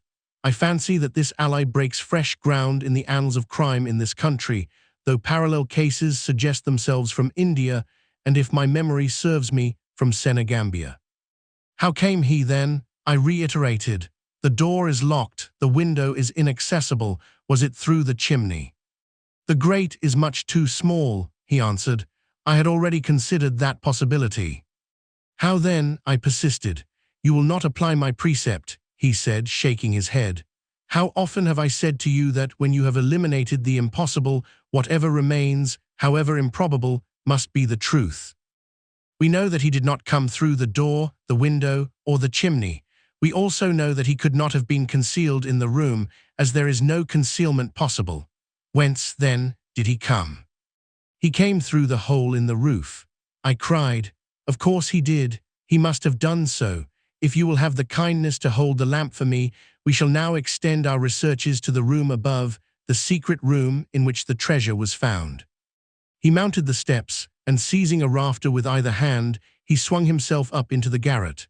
Then, lying on his face, he reached down for the lamp and held it while I followed him. The chamber in which we found ourselves was about 10 feet one way and 6 the other. The floor was formed by the rafters, with thin lath and plaster between, so that in walking one had to step from beam to beam. The roof ran up to an apex and was evidently the inner shell of the true roof of the house. There was no furniture of any sort, and the accumulated dust of years lay thick upon the floor. Here you are, you see, said Sherlock Holmes, putting his hand against the sloping wall. This is a trapdoor which leads out onto the roof. I can press it back, and here is the roof itself, sloping at a gentle angle. This, then, is the way by which number 1 entered. Let us see if we can find some other traces of his individuality. He held down the lamp to the floor, and as he did so, I saw for the second time that night a startled, surprised look come over his face. For myself, as I followed his gaze, my skin was cold under my clothes. The floor was covered thickly with the prints of a naked foot, clear, well-defined, perfectly formed, but scarce half the size of those of an ordinary man.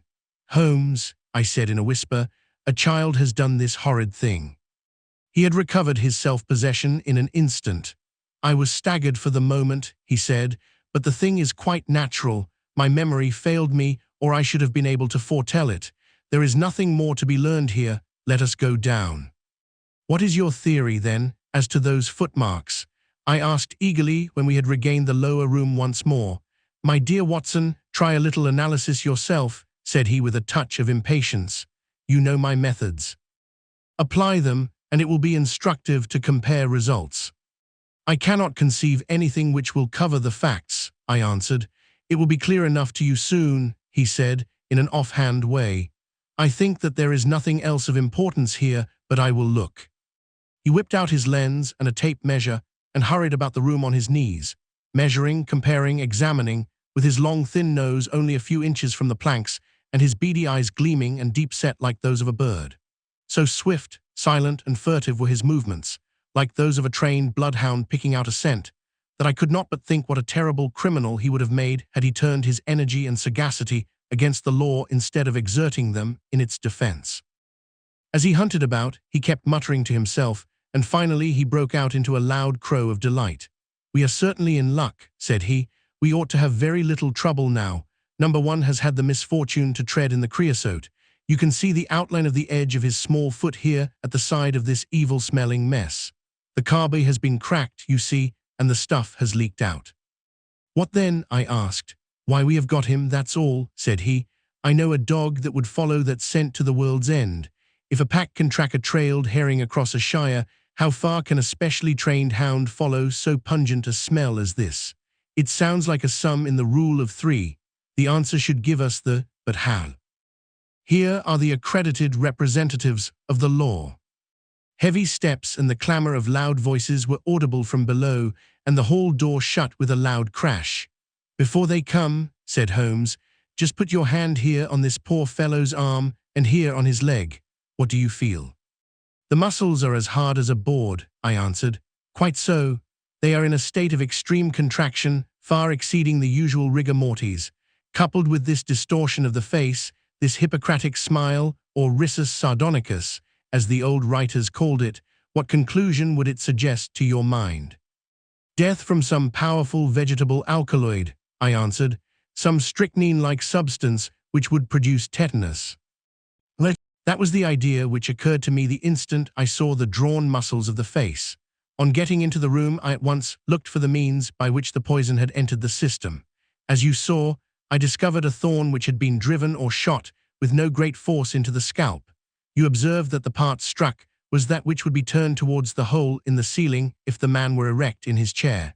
Now examine this thorn. I took it up gingerly and held it in the light of the lantern. It was long, sharp, and black, with a glazed look near the point as though some gummy substance had dried upon it. The blunt end had been trimmed and rounded off with a knife. "Is that an English thorn?" he asked. "No, it certainly is not." With all these data, you should be able to draw some just inference. But here are the regulars, so the auxiliary forces may beat a retreat. As he spoke, the steps which had been coming nearer sounded loudly on the passage, and a very stout, portly man in a grey suit strode heavily into the room. He was red-faced, burly, and plethoric, with a pair of very small twinkling eyes which looked keenly out from between swollen and puffy pouches. He was closely followed by an inspector in uniform and by the still palpitating Thaddeus Sholto. "Here's a business," he cried in a muffled, husky voice. "Here's a pretty business." "But who are all these? Why, the house seems to be as full as a rabbit warren." "I think you must recollect me, Mr. Athelney Jones," said Holmes quietly. "Why, of course I do," he wheezed. "It's Mr. Sherlock Holmes, the theorist. Remember you? I'll never forget how you lectured us all on causes and inferences and effects in the Bishopgate jewel case. It's true you set us on the right track, but you'll own now that it was more by good luck than good guidance. It was a piece of very simple reasoning." "Oh, come now, come, never be ashamed to own up. But what is all this? Bad business, bad business. Stern facts here, no room for theories. How lucky that I happened to be out at Norwood over another case. I was at the station when the message arrived. What do you think the man died of?" "Oh, this is hardly a case for me to theorize over," said Holmes dryly. "No, no. Still, we can't deny that you hit the nail on the head sometimes." "Dear me, door locked, I understand. Jewels worth $500,000 missing. How was the window?" "Fastened, but there are steps on the sill." Well, if it was fastened, the steps could have nothing to do with the matter. That's common sense. Man might have died in a fit, but then the jewels are missing. I have a theory. These flashes come upon me at times. Just step outside, Sergeant, and you, Mr. Sholto, your friend, can remain. What do you think of this, Holmes? Sholto was on his own confession with his brother last night. The brother died in a fit, on which Sholto walked off with the treasure. How's that? On which the dead man very considerately got up and locked the door on the inside. There's a flaw there. Let us apply common sense to the matter. This Thaddeus Sholto was with his brother. There was a quarrel, so much we know. The brother is dead and the jewels are gone, so much also we know. No one saw the brother from the time Thaddeus left him. His bed had not been slept in. Thaddeus is evidently in a most disturbed state of mind. His appearance is, well, not attractive. You see that I am weaving my web round Thaddeus. The net begins to close upon him. "You are not quite in possession of the facts yet," said Holmes. "This splinter of wood, which I have every reason to believe to be poisoned, was in the man's scalp where you still see the mark. This card, inscribed as you see it, was on the table, and beside it lay this rather curious stone-headed instrument. How does all that fit into your theory?" "Confirms it in every respect," said the fat detective pompously. "House is full of Indian curiosities. Thaddeus brought this up, and if this splinter be poisonous, Thaddeus may as well have made murderous use of it as any other man. The card is some hocus-pocus, a blind, as like as not. The only question is, how did he depart? Of course, here is a hole in the roof." With great activity, considering his bulk, he sprang up the steps and squeezed through into the garret, and immediately afterwards, we heard his exulting voice proclaiming that he had found the trapdoor. "He can find something," remarked Holmes, shrugging his shoulders. "He has occasional glimmerings of reason. Il n'est a pas des sots si incommodes que qui ont de l'esprit." "You see," said Athelney Jones, reappearing down the steps again, "facts are better than theories, after all. My view of the case is confirmed. There is a trapdoor communicating with the roof, and it is partly open. It was I who opened it." "Oh, indeed, you did notice it then." He seemed a little crestfallen at the discovery. "Well, whoever noticed it, it shows how our gentleman got away, Inspector." "Yes, sir," from the passage. "Ask Mr. Sholto to step this way. Mr. Sholto, it is my duty to inform you that anything which you may say will be used against you. I arrest you in the Queen's name as being concerned in the death of your brother." "There now, didn't I tell you?" cried the poor little man, throwing out his hands and looking from one to the other of us. "Don't trouble yourself about it, Mr. Sholto," said Holmes. "I think that I can engage to clear you of the charge." "Don't promise too much, Mr. Theorist, don't promise too much," snapped the detective. "You may find it a harder matter than you think. Not only will I clear him, Mr. Jones, but I will make you a free present of the name and description of one of the two people who were in this room last night. His name, I have every reason to believe, is Jonathan Small. He is a poorly educated man, small, active, with his right leg off, and wearing a wooden stump which is worn away upon the inner side. His left boot has a coarse, square-toed sole with an iron band round the heel. He is a middle-aged man, much sunburned, and has been a convict. These few indications may be of some assistance to you, coupled with the fact that there is a good deal of skin missing from the palm of his hand. The other man." "The other man?" asked Athelney Jones in a sneering voice, but impressed none the less, as I could easily see by the precision of the other's manner. "Is a rather curious person," said Sherlock Holmes, turning upon his heel. "I hope before very long to be able to introduce you to the pair of them. A word with you, Watson." He led me out to the head of the stair. "This unexpected occurrence," he said, "has caused us rather to lose sight of the original purpose of our journey." "I have just been thinking so," I answered. "It is not right that Miss Morstan should remain in this stricken house." "No. You must escort her home. She lives with Mrs. Cecil Forrester in Lower Camberwell, so it is not very far. I will wait for you here if you will drive out again, or perhaps you are too tired." "By no means. I don't think I could rest until I know more of this fantastic business. I have seen something of the rough side of life, but I give you my word that this quick succession of strange surprises tonight has shaken my nerve completely. I should like, however, to see the matter through with you now that I have got so far." "Your presence will be of great service to me," he answered. "We shall work the case out independently and leave this fellow Jones to exult over any mare's nest which he may choose to construct. When you have dropped Miss Morstan, I wish you to go on to know 3 Pinchin Lane, down near the water's edge at Lambeth. The third house on the right-hand side is a bird stuffer's. Sherman is the name. You will see a weasel holding a young rabbit in the window. Knock old Sherman up and tell him, with my compliments, that I want Toby at once. You will bring Toby back in the cab with you." "A dog, I suppose?" "Yes, a queer mongrel with a most amazing power of scent. I would rather have Toby's help than that of the whole detective force of London." "I shall bring him then," said I. "It is 1 now. I ought to be back before 3 if I can get a fresh horse." "And I," said Holmes, "shall see what I can learn from Mrs. Bernstone and from the Indian servant, who, Mr. Thaddeus tells me, sleeps in the next garret. Then I shall study the great Jones's methods and listen to his not too delicate sarcasms. Wir sind und das Dimension verhöhnen, was sei nicht verstehen. Goethe is always pithy. Chapter 7, The Episode of the Barrel. The police had brought a cab with them, and in this I escorted Miss Morstan back to her home. After the angelic fashion of women, she had borne trouble with a calm face as long as there was someone weaker than herself to support, and I had found her bright and placid by the side of the frightened housekeeper. In the cab, however, she first turned faint, and then burst into a passion of weeping, so sorely had she been tried by the adventures of the night. She has told me since that she thought me cold and distant upon that journey. She little guessed the struggle within my breast, or the effort of self-restraint which held me back.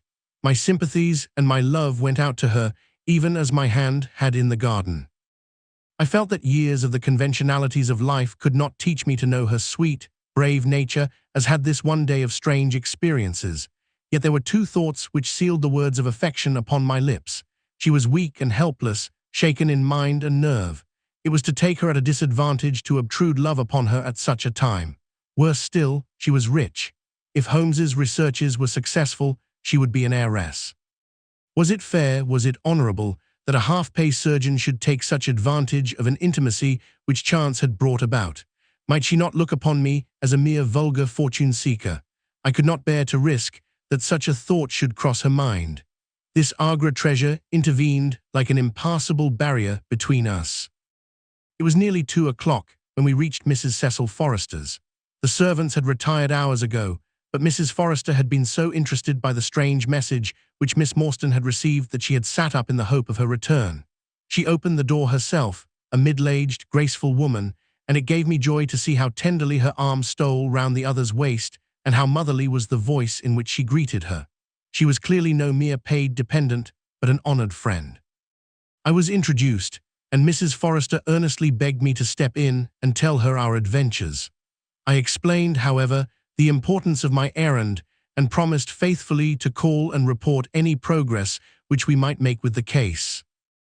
As we drove away, I stole a glance back, and I still seemed to see that little group on the step, the two graceful, clinging figures, the half-open door, the hall light shining through stained glass, the barometer, and the bright stair rods. It was soothing to catch even that passing glimpse of a tranquil English home in the midst of the wild, dark business which had absorbed us. And the more I thought of what had happened, the wilder and darker it grew. I reviewed the whole extraordinary sequence of events as I rattled on through the silent, gaslit streets. There was the original problem that at least was pretty clear now. The death of Captain Morstan, the sending of the pearls, the advertisement, the letter, we had light upon all those events. They had only led us, however, to a deeper and far more tragic mystery. The Indian treasure, the curious plan found among Morstan's baggage, the strange scene at Major Sholto's death, the rediscovery of the treasure immediately followed by the murder of the discoverer, the very singular accompaniments to the crime, the footsteps, the remarkable weapons, the words upon the card, corresponding with those upon Captain Morstan's chart. Here was indeed a labyrinth in which a man less singularly endowed than my fellow lodger might well despair of ever finding the clue. Pinchin Lane was a row of shabby, two-storied brick houses in the lower quarter of Lambeth. I had to knock for some time at number 3 before I could make any impression.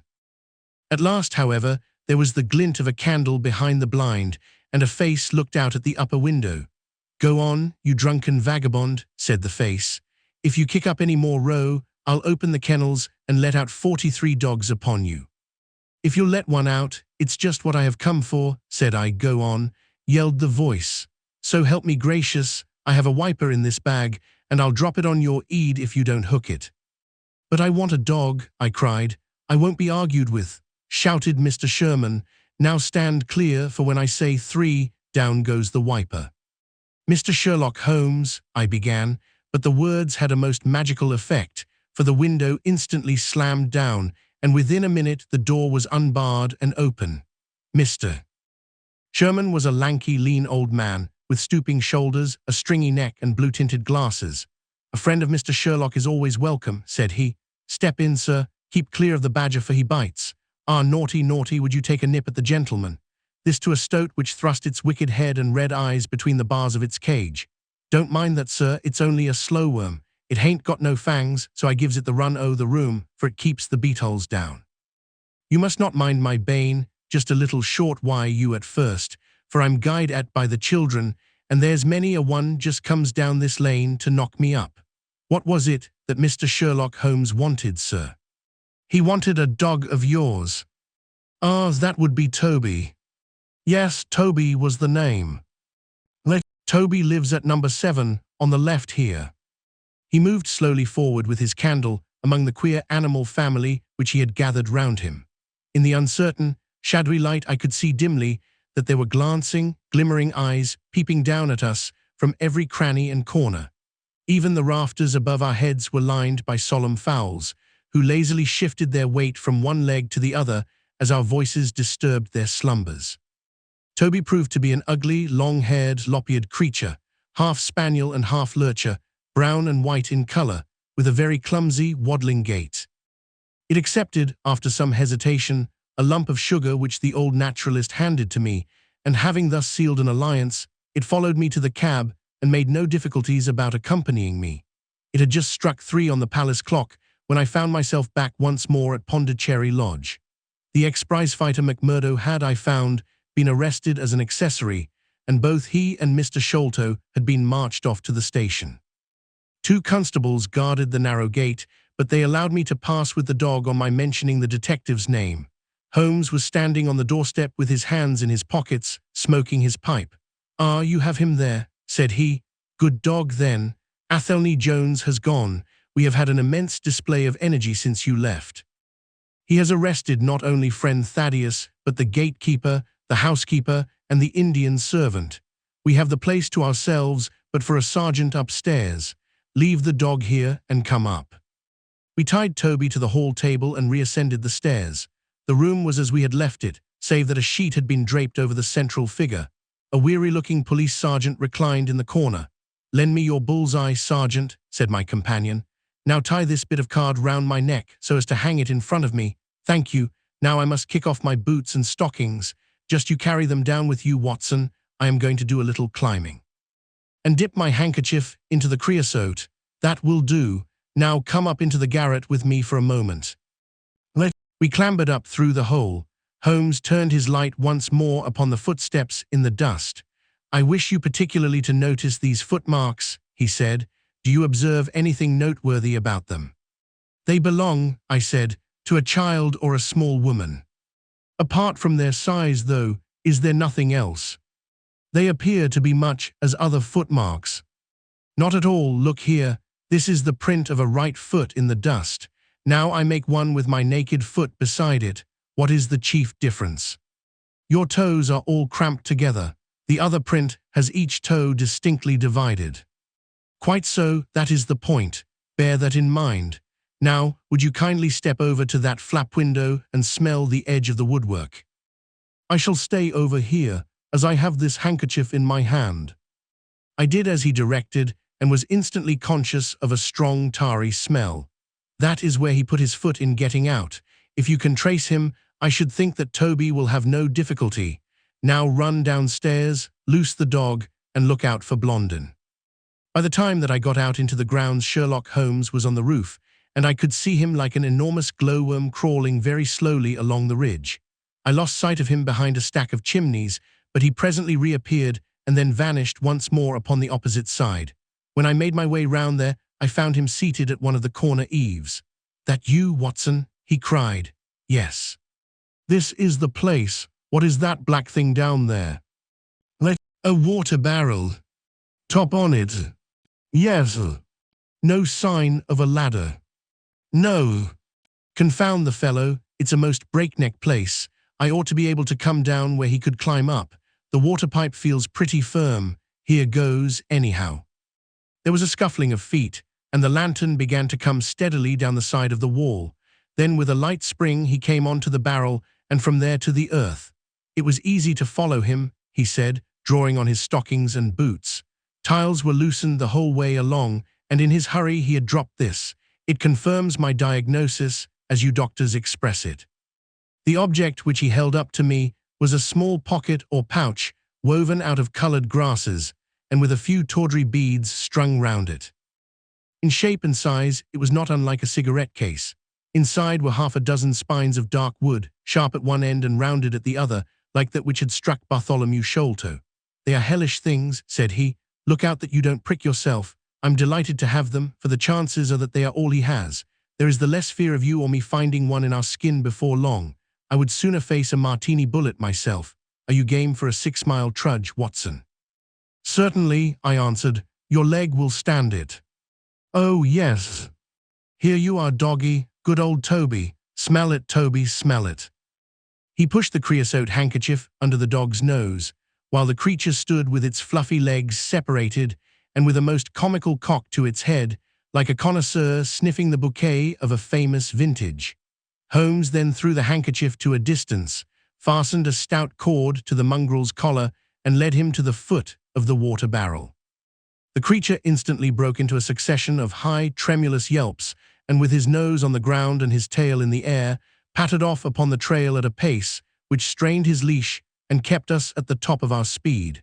The east had been gradually whitening, and we could now see some distance in the cold grey light. The square, massive house, with its black, empty windows and high, bare walls, towered up, sad and forlorn, behind us. Our course led right across the grounds, in and out among the trenches and pits with which they were scarred and intersected. The whole place, with its scattered dirt heaps and ill-grown shrubs, had a blighted, ill-omened look which harmonized with the black tragedy which hung over it. On reaching the boundary wall, Toby ran along, whining eagerly underneath its shadow, and stopped finally in a corner screened by a young beech. Where the two walls joined, several bricks had been loosened, and the crevices left were worn down and rounded upon the lower side, as though they had frequently been used as a ladder. Holmes clambered up, and taking the dog from me, he dropped it over upon the other side. "There's the print of Woodenleg's hand," he remarked as I mounted up beside him. "You see the slight smudge of blood upon the white plaster. What a lucky thing it is that we have had no very heavy rain since yesterday. The scent will lie upon the road, in spite of their 8 and 20 hours start." I confess that I had my doubts myself when I reflected upon the great traffic which had passed along the London road in the interval. My fears were soon appeased, however. Toby never hesitated or swerved, but waddled on in his peculiar rolling fashion. Clearly, the pungent smell of the creosote rose high above all other contending scents. "Do not imagine," said Holmes, "that I depend for my success in this case upon the mere chance of one of these fellows having put his foot in the chemical. I have knowledge now which would enable me to trace them in many different ways. This, however, is the readiest, and since fortune has put it into our hands, I should be culpable if I neglected it. It has, however, prevented the case from becoming the pretty little intellectual problem which it at one time promised to be. There might have been some credit to be gained out of it, but for this too palpable clue." "There is credit, and to spare," said I. "I assure you, Holmes, that I marvel at the means by which you obtain your results in this case even more than I did in the Jefferson Hope murder. The thing seems to me to be deeper and more inexplicable. How, for example, could you describe with such confidence the wooden-legged man?" "Sure, my dear boy, it was simplicity itself. I don't wish to be theatrical. It is all patent and above board. Two officers who are in command of a convict guard learn an important secret as to buried treasure. A map is drawn for them by an Englishman named Jonathan Small. You remember that we saw the name upon the chart in Captain Morstan's possession. He had signed it in behalf of himself and his associates, the sign of the four, as he somewhat dramatically called it. Aided by this chart, the officers, or one of them, gets the treasure and brings it to England, leaving, we will suppose, some condition under which he received it unfulfilled. Now then, why did not Jonathan Small get the treasure himself? The answer is obvious. The chart is dated at a time when Morstan was brought into close association with convicts. Jonathan Small did not get the treasure because he and his associates were themselves convicts and could not get away. "But this is mere speculation," said I. "It is more than that. It is the only hypothesis which covers the facts. Let us see how it fits in with the sequel. Major Sholto remains at peace for some years, happy in the possession of his treasure. Then he receives a letter from India which gives him a great fright. What was that? A letter to say that the men whom he had wronged had been set free, or had escaped. That is much more likely, for he would have known what their term of imprisonment was. It would not have been a surprise to him. What does he do then? He guards himself against a wooden-legged man, a white man, mark you, for he mistakes a white tradesman for him and actually fires a pistol at him. Now, only one white man's name is on the chart. The others are Hindus or Mohammedans. There is no other white man. Therefore, we may say with confidence that the wooden-legged man is identical with Jonathan Small. Does the reasoning strike you as being faulty? No, it is clear and concise. Well, now, let us put ourselves in the place of Jonathan Small. Let us look at it from his point of view. He comes to England with the double idea of regaining what he would consider to be his rights and of having his revenge upon the man who had wronged him. He found out where Sholto lived, and very possibly he established communications with someone inside the house. There is this butler, Lal Rao, whom we have not seen. Mrs. Burnstone gives him far from a good character. Small could not find out, however, where the treasure was hid, for no one ever knew save the Major and one faithful servant who had died. Suddenly Small learns that the Major is on his deathbed. In a frenzy lest the secret of the treasure die with him, he runs the gauntlet of the guards, makes his way to the dying man's window, and is only deterred from entering by the presence of his 2 sons. Mad with hate, however, against the dead man, he enters the room that night, searches his private papers in the hope of discovering some memorandum relating to the treasure, and finally leaves a memento of his visit in the short inscription upon the card. He had doubtless planned beforehand that, should he slay the Major, he would leave some such record upon the body as a sign that it was not a common murder, but from the point of view of the 4 associates, something in the nature of an act of justice. Whimsical and bizarre conceits of this kind are common enough in the annals of crime and usually afford valuable indications as to the criminal. Do you follow all this? Very clearly. Now, what could Jonathan Small do? He could only continue to keep a secret watch upon the efforts made to find the treasure. Possibly he leaves England and only comes back at intervals. Then comes the discovery of the garret, and he is instantly informed of it. We again trace the presence of some confederate in the household. Jonathan, with his wooden leg, is utterly unable to reach the lofty room of Bartholomew Sholto. He takes with him, however, a rather curious associate, who gets over this difficulty but dips his naked foot into creosote, whence come Toby, and a 6-mile limp for a half-pay officer with a damaged tendo Achilles. But it was the associate, and not Jonathan, who committed the crime. Quite so, and rather to Jonathan's disgust, to judge by the way he stamped about when he got into the room. He bore no grudge against Bartholomew Sholto, and would have preferred if he could have been simply bound and gagged. He did not wish to put his head in a halter. There was no help for it, however. The savage instincts of his companion had broken out, and the poison had done its work. So Jonathan Small left his record, lowered the treasure box to the ground, and followed it himself. That was the train of events as far as I can decipher them. Of course, as to his personal appearance, he must be middle-aged and must be sunburned after serving his time in such an oven as the Andamans. His height is readily calculated from the length of his stride, and we know that he was bearded. His hairiness was the one point which impressed itself upon Thaddeus Sholto when he saw him at the window. I don't know that there is anything else. The associate. Ah, well, there is no great mystery in that, but you will know all about it soon enough. How sweet the morning air is. See how that one little cloud floats like a pink feather from some gigantic flamingo. Now the red rim of the sun pushes itself over the London cloud bank. It shines on a good many folk, but on none, I dare bet, who are on a stranger errand than you and I. How small we feel with our petty ambitions and strivings in the presence of the great elemental forces of nature. Are you well up in your Jean Paul? Fairly so. I worked back to him through Carlyle. That was like following the brook to the parent lake. He makes one curious but profound remark. It is that the chief proof of man's real greatness lies in his perception of his own smallness.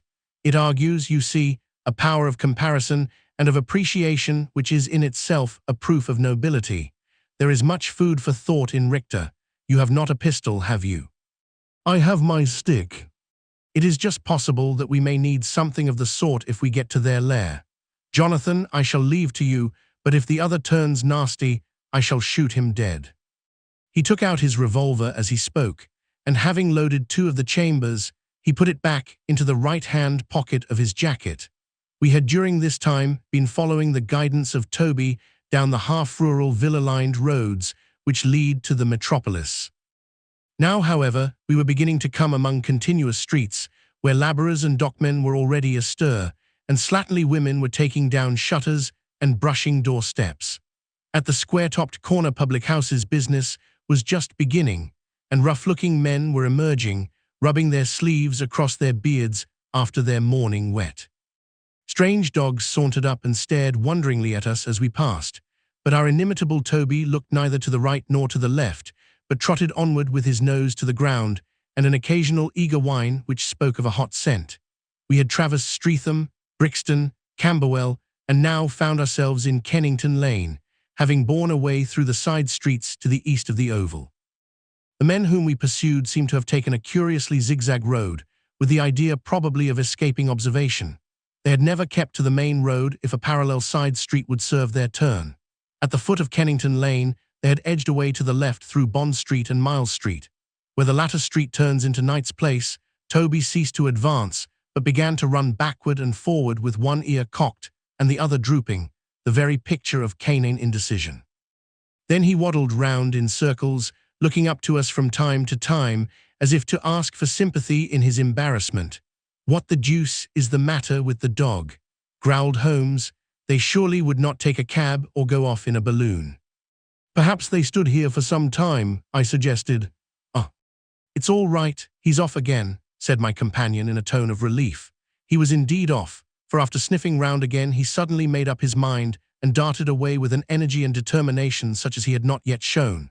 The scent appeared to be much hotter than before, for he had not even to put his nose on the ground, but tugged at his leash and tried to break into a run. I could see by the gleam in Holmes's eyes that he thought we were nearing the end of our journey. Our course now ran down 9 Elms until we came to Broderick and Nelson's large timber yard just past the White Eagle Tavern. Here the dog, frantic with excitement, turned down through the side gate into the enclosure, where the sawyers were already at work. On the dog raced through sawdust and shavings, down an alley, round a passage, between 2 wood piles, and finally, with a triumphant yelp, sprang upon a large barrel which still stood upon the hand trolley on which it had been brought. With lolling tongue and blinking eyes, Toby stood upon the cask, looking from one to the other of us for some sign of appreciation. The staves of the barrel and the wheels of the trolley were smeared with a dark liquid, and the whole air was heavy with the smell of creosote. Sherlock Holmes and I looked blankly at each other, and then burst simultaneously into an uncontrollable fit of laughter. Chapter 8: The Baker Street Irregulars. "What now?" I asked. "Toby has lost his character for infallibility." "He acted according to his lights," said Holmes, lifting him down from the barrel and walking him out of the timber yard. "If you consider how much creosote is carted about London in one day, it is no great wonder that our trail should have been crossed. It is much used now, especially for the seasoning of wood. Poor Toby is not to blame. We must get on the main scent again, I suppose." "Yes, and fortunately, we have no distance to go." Evidently what puzzled the dog at the corner of Knight's Place was that there were 2 different trails running in opposite directions. We took the wrong one. It only remains to follow the other. There was no difficulty about this. On leading Toby to the place where he had committed his fault, he cast about in a wide circle and finally dashed off in a fresh direction. "We must take care that he does not now bring us to the place where the creosote barrel came from," I observed. "I had thought of that, but you notice that he keeps on the pavement, whereas the barrel passed down the roadway. No, we are on the true scent now." It tended down towards the riverside, running through Belmont Place and Prince's Street. At the end of Broad Street, it ran right down to the water's edge, where there was a small wooden wharf.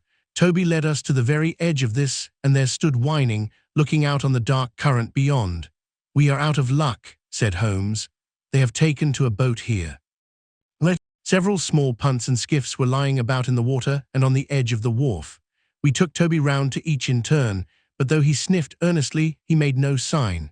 Close to the rude landing stage was a small brick house, with a wooden placard slung out through the second window. Mordecai Smith was printed across it in large letters, and underneath, "Boats to hire by the hour or day." A second inscription above the door informed us that a steam launch was kept, a statement which was confirmed by a great pile of coke upon the jetty. Sherlock Holmes looked slowly round, and his face assumed an ominous expression. "This looks bad," said he. "These fellows are sharper than I expected. They seem to have covered their tracks.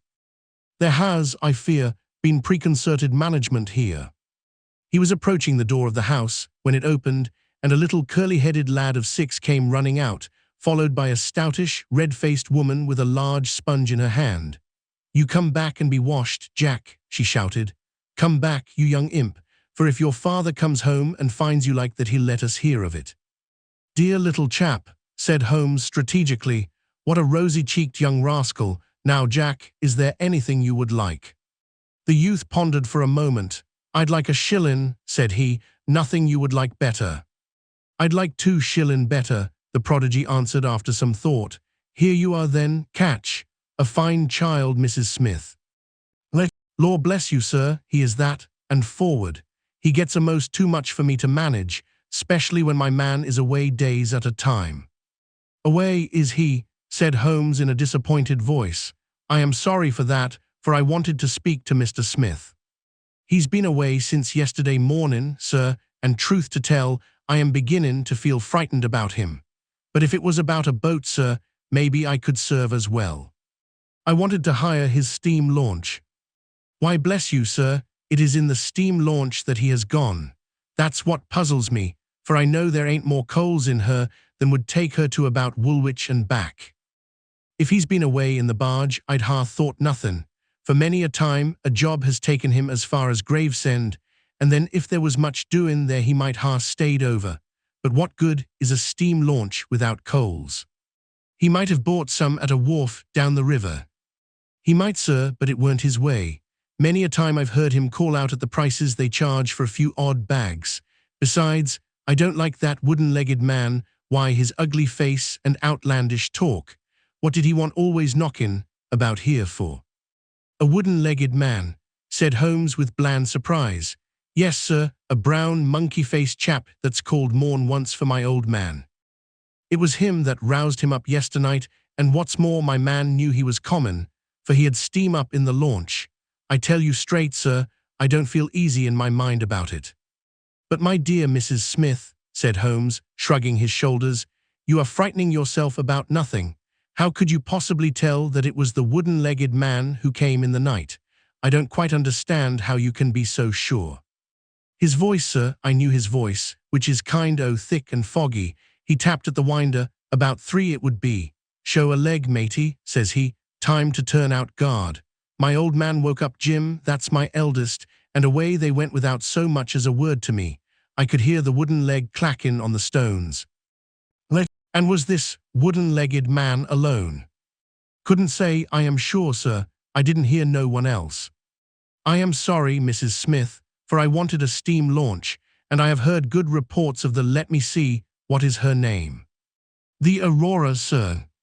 "Ah, she's not that old green launch with a yellow line, very broad in the beam." "No, indeed. She's as trim a little thing as any on the river. She's been fresh painted, black with 2 red streaks."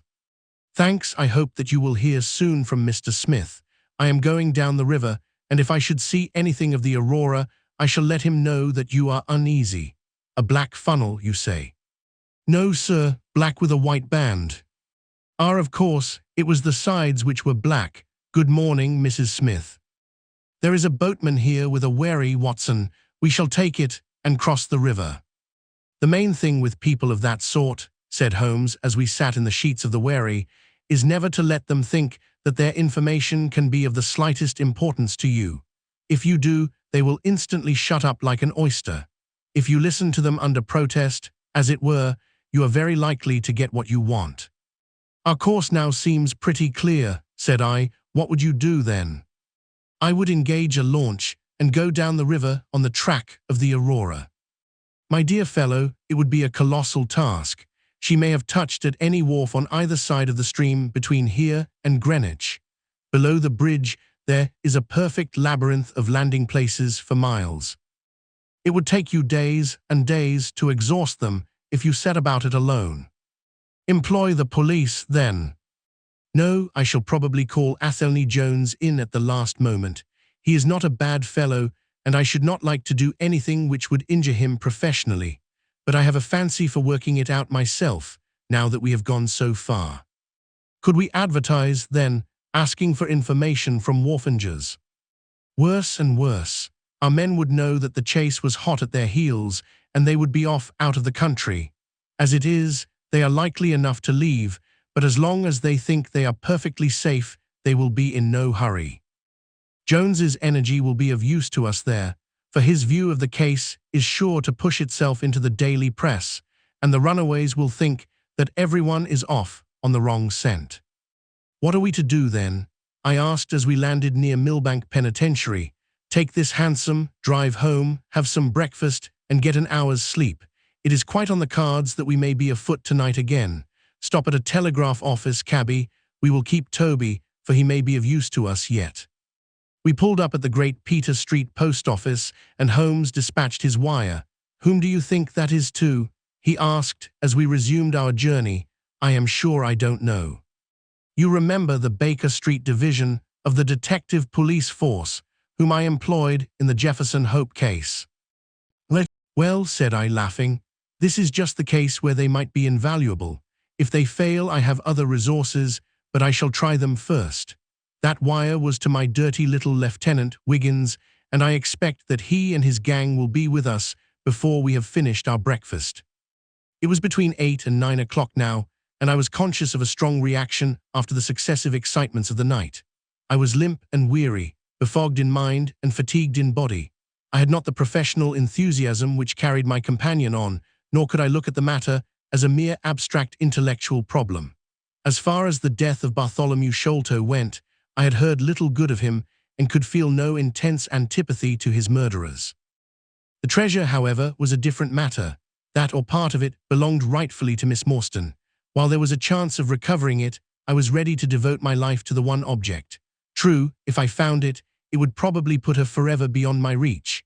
Yet it would be a petty and selfish love which would be influenced by such a thought as that. If Holmes could work to find the criminals, I had a tenfold stronger reason to urge me on to find the treasure.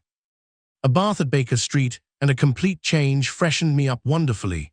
When I came down to our room, I found the breakfast laid and Holmes pouring out the coffee. Here it is, said he, laughing and pointing to an open newspaper. The energetic Jones and the ubiquitous reporter have fixed it up between them. But you have had enough of the case. Better have your ham and eggs first. I took the paper from him and read the short notice, which was headed, Mysterious Business at Upper Norwood. About 12 o'clock last night, said the Standard, Mr. Bartholomew Sholto of Pondicherry Lodge, Upper Norwood, was found dead in his room under circumstances which point to foul play. As far as we can learn, no actual traces of violence were found upon Mr. Sholto's person, but a valuable collection of Indian gems which the deceased gentleman had inherited from his father has been carried off. The discovery was first made by Mr. Sherlock Holmes and Dr. Watson, who had called at the house with Mr. Thaddeus Sholto, brother of the deceased. By a singular piece of good fortune, Mr. Asselney Jones, the well-known member of the detective police force, happened to be at the Norwood police station and was on the ground within half an hour of the first alarm. His trained and experienced faculties were at once directed towards the detection of the criminals, with the gratifying result that the brother, Thaddeus Sholto, has already been arrested, together with the housekeeper, Mrs. Burnstone, an Indian butler named Lal Rao, and a porter or gatekeeper named McMurdo. It is quite certain that the thief or thieves were well acquainted with the house, for Mr. Jones's well-known technical knowledge and his powers of minute observation have enabled him to prove conclusively that the miscreants could not have entered by the door or by the window, but must have made their way across the roof of the building, and so through a trapdoor into a room which communicated with that in which the body was found. This fact, which has been very clearly made out, proves conclusively that it was no mere haphazard burglary.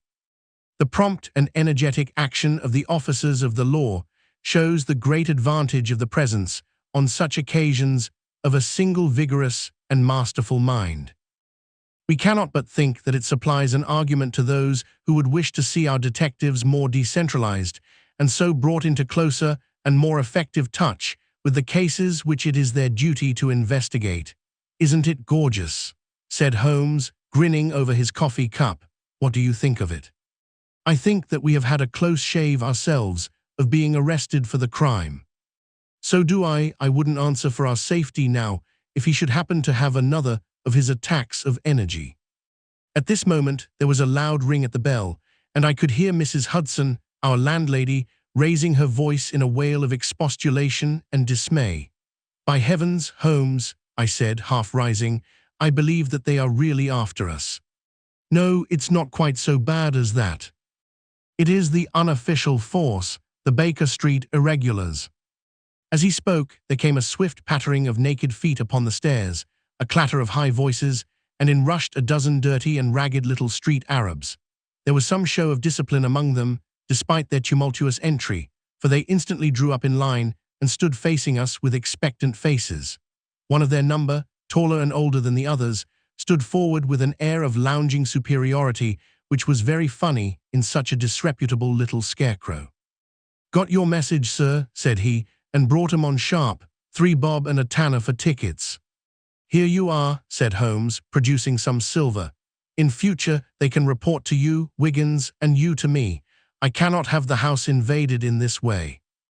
However, it is just as well that you should all hear the instructions. I want to find the whereabouts of a steam launch called the Aurora, owner Mordecai Smith, black with 2 red streaks, funnel black with a white band. She is down the river somewhere. I want one boy to be at Mordecai Smith's landing stage opposite Millbank to say if the boat comes back.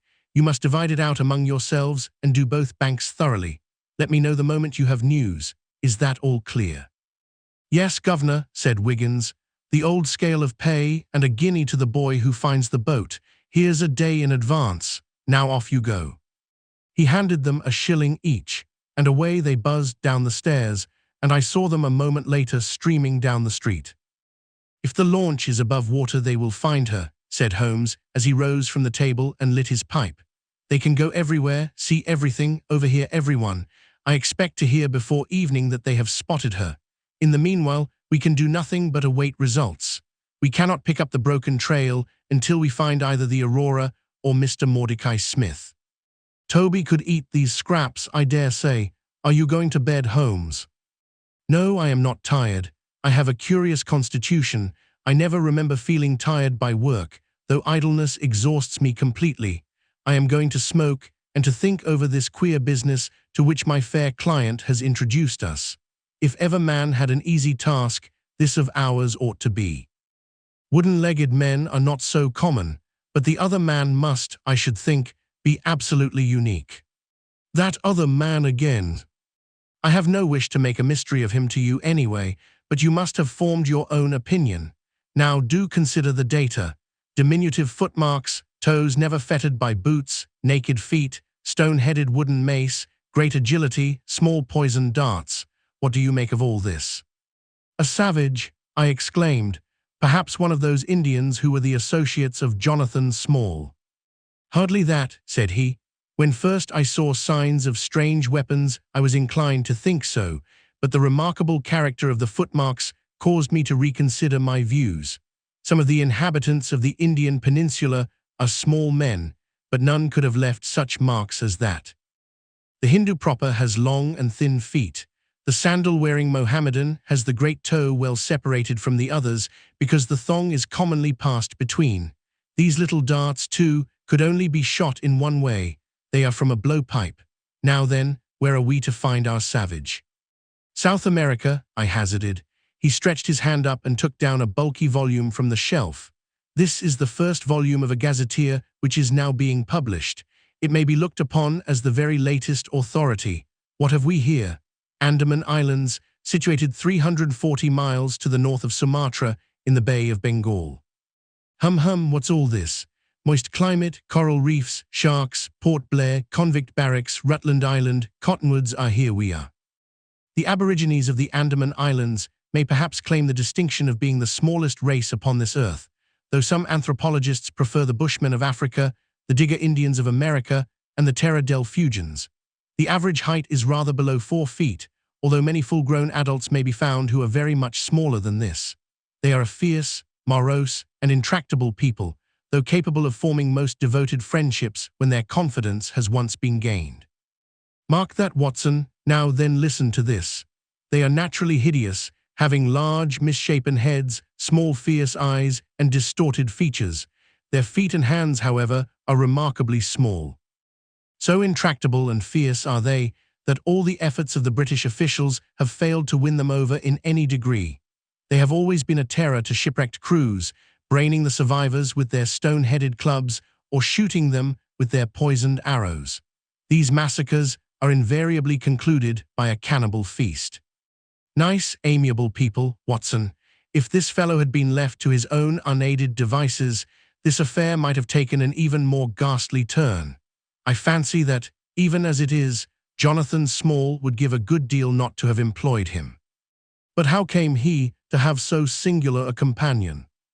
Ah, that is more than I can tell. Since, however, we had already determined that Small had come from the Andamans, it is not so very wonderful that this islander should be with him. No doubt we shall know all about it in time. Look here, Watson, you look regularly done.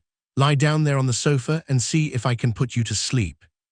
He took up his violin from the corner, and as I stretched myself out, he began to play some low, dreamy, melodious air, his own, no doubt, for he had a remarkable gift for improvisation. I have a vague remembrance of his gaunt limbs, his earnest face, and the rise and fall of his bow. Then I seemed to be floated peacefully away upon a soft sea of sound until I found myself in dreamland, with the sweet face of Mary Morstan looking down upon me. Chapter 9. A Break in the Chain.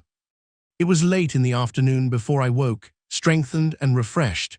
Sherlock Holmes still sat exactly as I had left him, save that he had laid aside his violin and was deep in a book. He looked across at me as I stirred, and I noticed that his face was dark and troubled. "You have slept soundly," he said. "I feared that our talk would wake you." "I heard nothing," I answered. "Have you had fresh news, then?" "Unfortunately, no. I confess that I am surprised and disappointed. I expected something definite by this time. Wiggins has just been up to report. He says that no trace can be found of the launch. It is a provoking check, for every hour is of importance. Can I do anything? I am perfectly fresh now and quite ready for another night's outing." "No, we can do nothing. We can only wait. If we go ourselves, the message might come in our absence and delay be caused. You can do what you will, but I must remain on guard. Then I shall run over to Camberwell and call upon Mrs. Cecil Forrester. She asked me to, yesterday." "On Mrs. Cecil Forrester?" asked Holmes with the twinkle of a smile in his eyes. "Well, of course on Miss Morstan too. They were anxious to hear what happened." "I would not tell them too much," said Holmes. "Women are never to be entirely trusted, not the best of them." I did not pause to argue over this atrocious sentiment. "I shall be back in an hour or two," I remarked. "All right, good luck. But I say, if you are crossing the river you may as well return Toby, for I don't think it is at all likely that we shall have any use for him now." I took our mongrel accordingly and left him, together with a half-sovereign, at the old naturalist's in Pinchin Lane.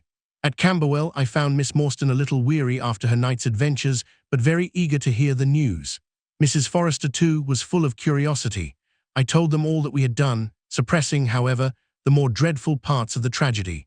Thus, although I spoke of Mr. Sholto's death, I said nothing of the exact manner and method of it. With all my omissions, however, there was enough to startle and amaze them. "It is a romance," cried Mrs. Forrester. "An injured lady, $500,000 in treasure, a black cannibal, and a wooden-legged ruffian. They take the place of the conventional dragon or wicked earl. And 2 knight-errants to the rescue," added Miss Morstan, with a bright glance at me. "Why, Mary, your fortune depends upon the issue of this search. I don't think that you are nearly excited enough. Just imagine what it must be to be so rich and to have the world at your feet."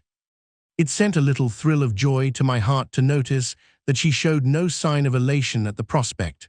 On the contrary, she gave a toss of her proud head, as though the matter were one in which she took small interest. "It is for Mr. Thaddeus Sholto that I am anxious," she said. "Nothing else is of any consequence, but I think that he has behaved most kindly and honorably throughout.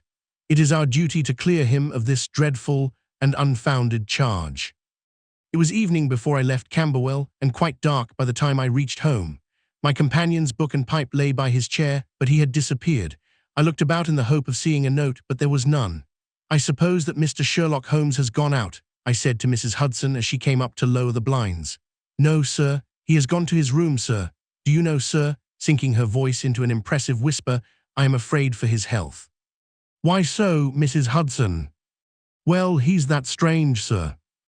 After you was gone, he walked, up and down, until I was weary of the sound of his footstep. Then I heard him talking to himself and muttering, and every time the bell rang out, he came on the stairhead, with "What is that, Mrs. Hudson?" And now he has slammed off to his room, but I can hear him walking away the same as ever. I hope he's not going to be ill, sir.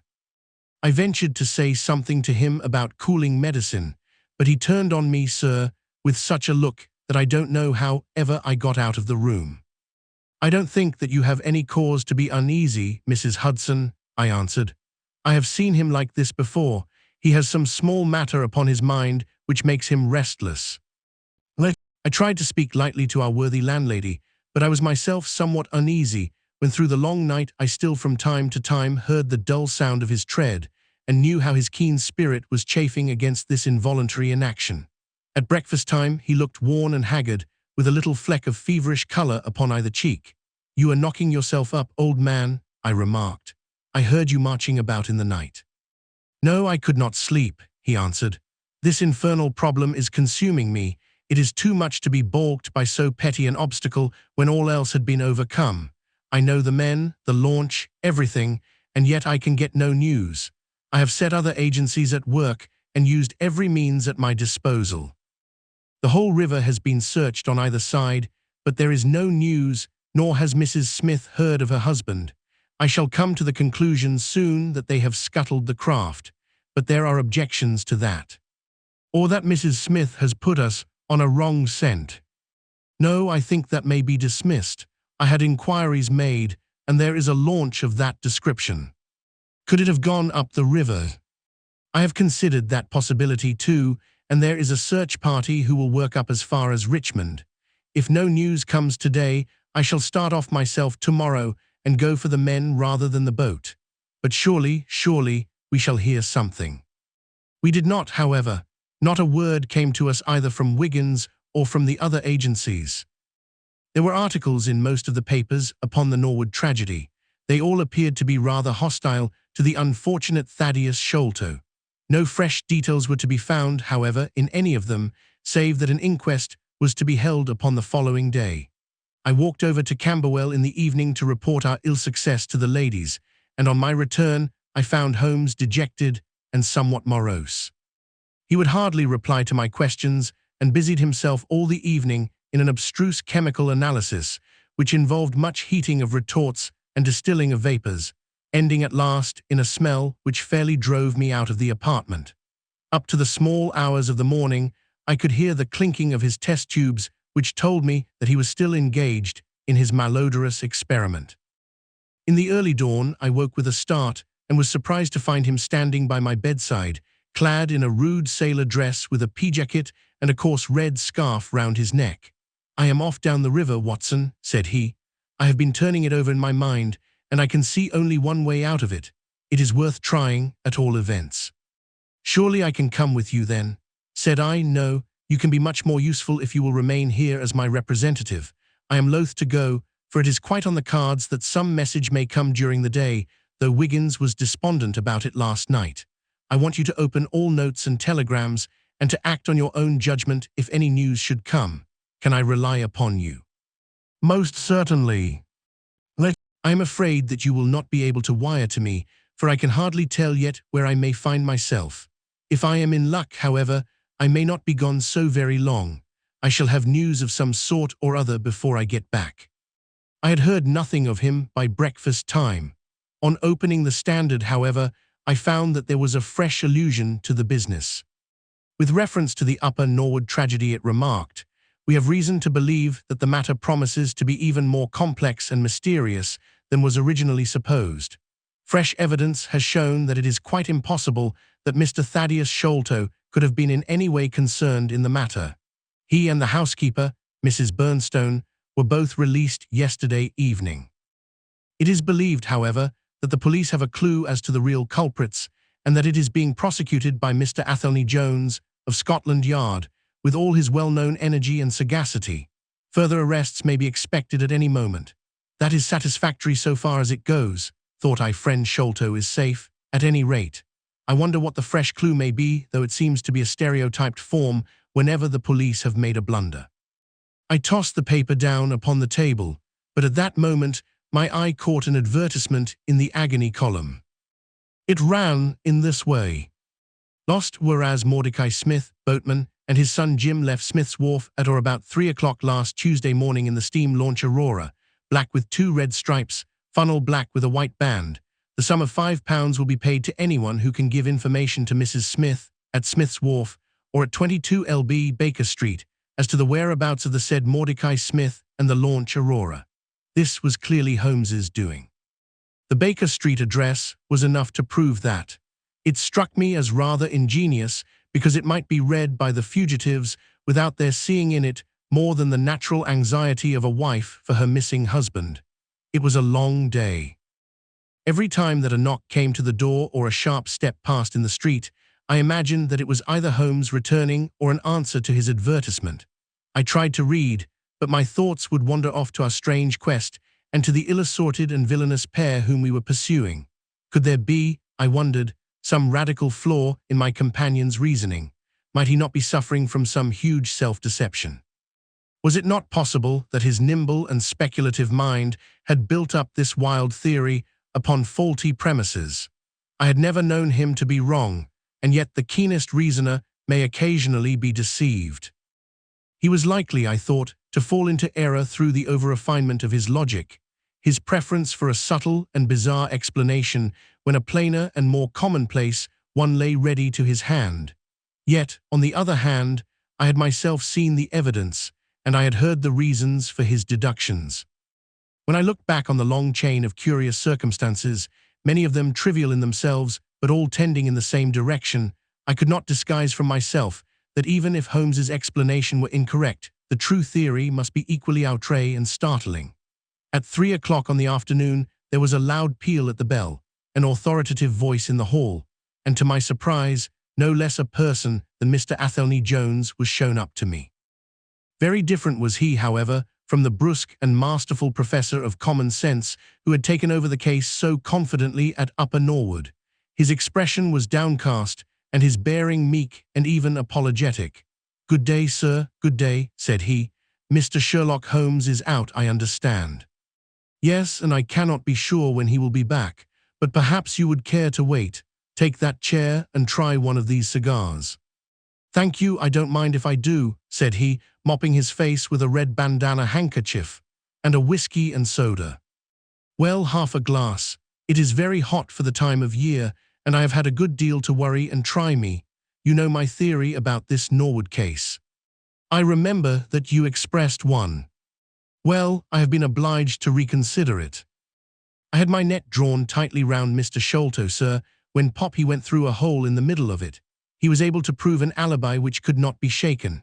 From the time that he left his brother's room, he was never out of sight of someone or other, so it could not be he who climbed over roofs and through trapdoors. It's a very dark case, and my professional credit is at stake. I should be very glad of a little assistance." "We all need help sometimes," said I. "Your friend, Mr. Sherlock Holmes, is a wonderful man, sir," said he in a husky and confidential voice. "He's a man who is not to be beat. I have known that young man go into a good many cases, but I never saw the case yet that he could not throw a light upon. He is irregular in his methods, and a little quick perhaps in jumping at theories, but on the whole, I think he would have made a most promising officer, and I don't care who knows it.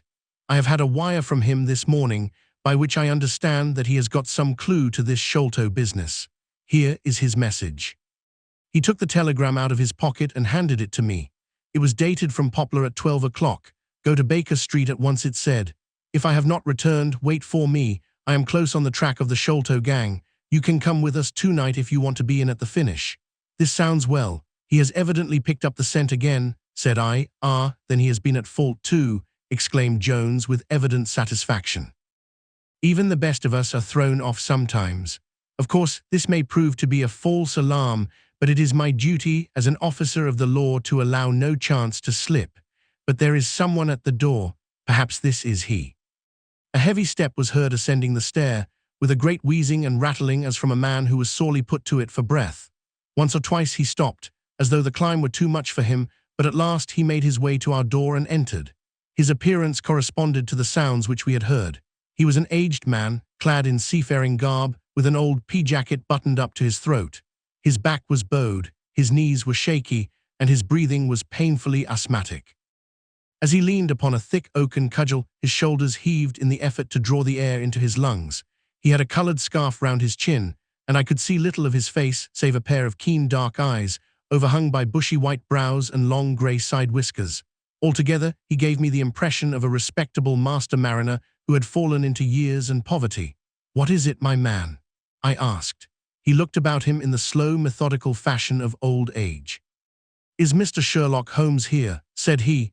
"No, but I am acting for him. You can tell me any message you have for him." "It was to him himself I was to tell it," said he, "but I tell you that I am acting for him. Was it about Mordecai Smith's boat?" "Yes, I knows well where it is, and I knows where the men he is after. And I knows where the treasure is. I knows all about it." "Then tell me, and I shall let him know." "It was to him I was to tell it," he repeated with the petulant obstinacy of a very old man. "Well, you must wait for him." No, I ain't going to lose a whole day to please no one. If Mr. Holmes ain't here, then Mr. Holmes must find it all out for himself. I don't care about the look of either of you, and I won't tell a word." He shuffled towards the door, but Athelney Jones got in front of him. "Wait a bit, my friend," said he. "You have important information, and you must not walk off. We shall keep you, whether you like or not, until our friend returns." The old man made a little run towards the door, but as Athelney Jones put his broad back up against it, he recognized the uselessness of resistance. "Pretty sort o' treatment this," he cried, stamping his stick. "I come here to see a gentleman, and you too, who I never saw in my life, sees me and treat me in this fashion." "You will be none the worse," I said. "We shall recompense you for the loss of your time. Sit over here on the sofa, and you will not have long to wait." He came across sullenly enough and seated himself with his face resting on his hands. Jones and I resumed our cigars and our talk. Suddenly, however, Holmes's voice broke in upon us. "I think that you might offer me a cigar too," he said. We both started in our chairs. There was Holmes sitting close to us with an air of quiet amusement. "Holmes," I exclaimed, "you here, but where is the old man?" "Here is the old man," said he, holding out a heap of white hair. "Here he is, wig, whiskers, eyebrows and all. I thought my disguise was pretty good, but I hardly expected that it would stand that test." "Are you rogue?" cried Jones, highly delighted.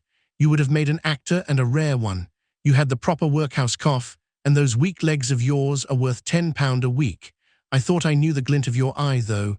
You didn't get away from us so easily, you see."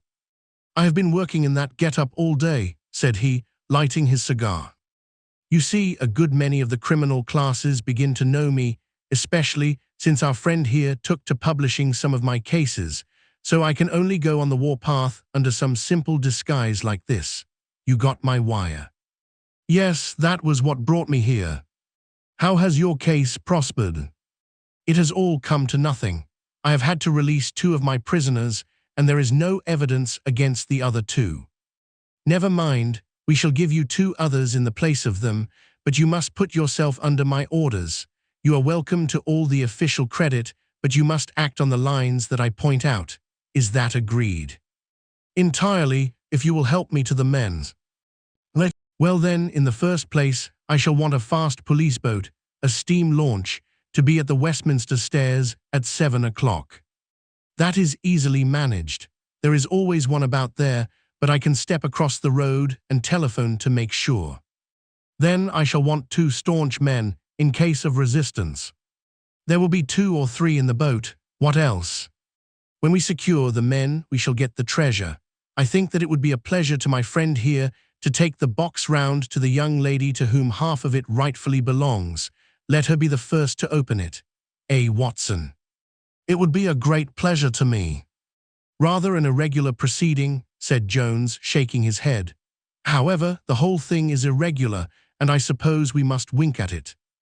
The treasure must afterwards be handed over to the authorities until after the official investigation."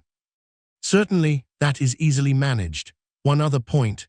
I should much like to have a few details about this matter from the lips of Jonathan Small himself. You know I like to work the details of my cases out. There is no objection to my having an unofficial interview with him, either here in my rooms or elsewhere, as long as he is efficiently guarded. Well, you are master of the situation. I have had no proof yet of the existence of this Jonathan Small. However, if you can catch him, I don't see how I can refuse you an interview with him. That is understood then. Perfectly. Is there anything else? Only that I insist upon your dining with us. It will be ready in half an hour. I have oysters and a brace of grouse, with something a little choice in white wines. Watson, you have never yet recognized my merits as a housekeeper. Chapter 10. The End of the Islander. Our meal was a merry one. Holmes could talk exceedingly well when he chose, and that night he did choose. He appeared to be in a state of nervous exaltation. I have never known him so brilliant.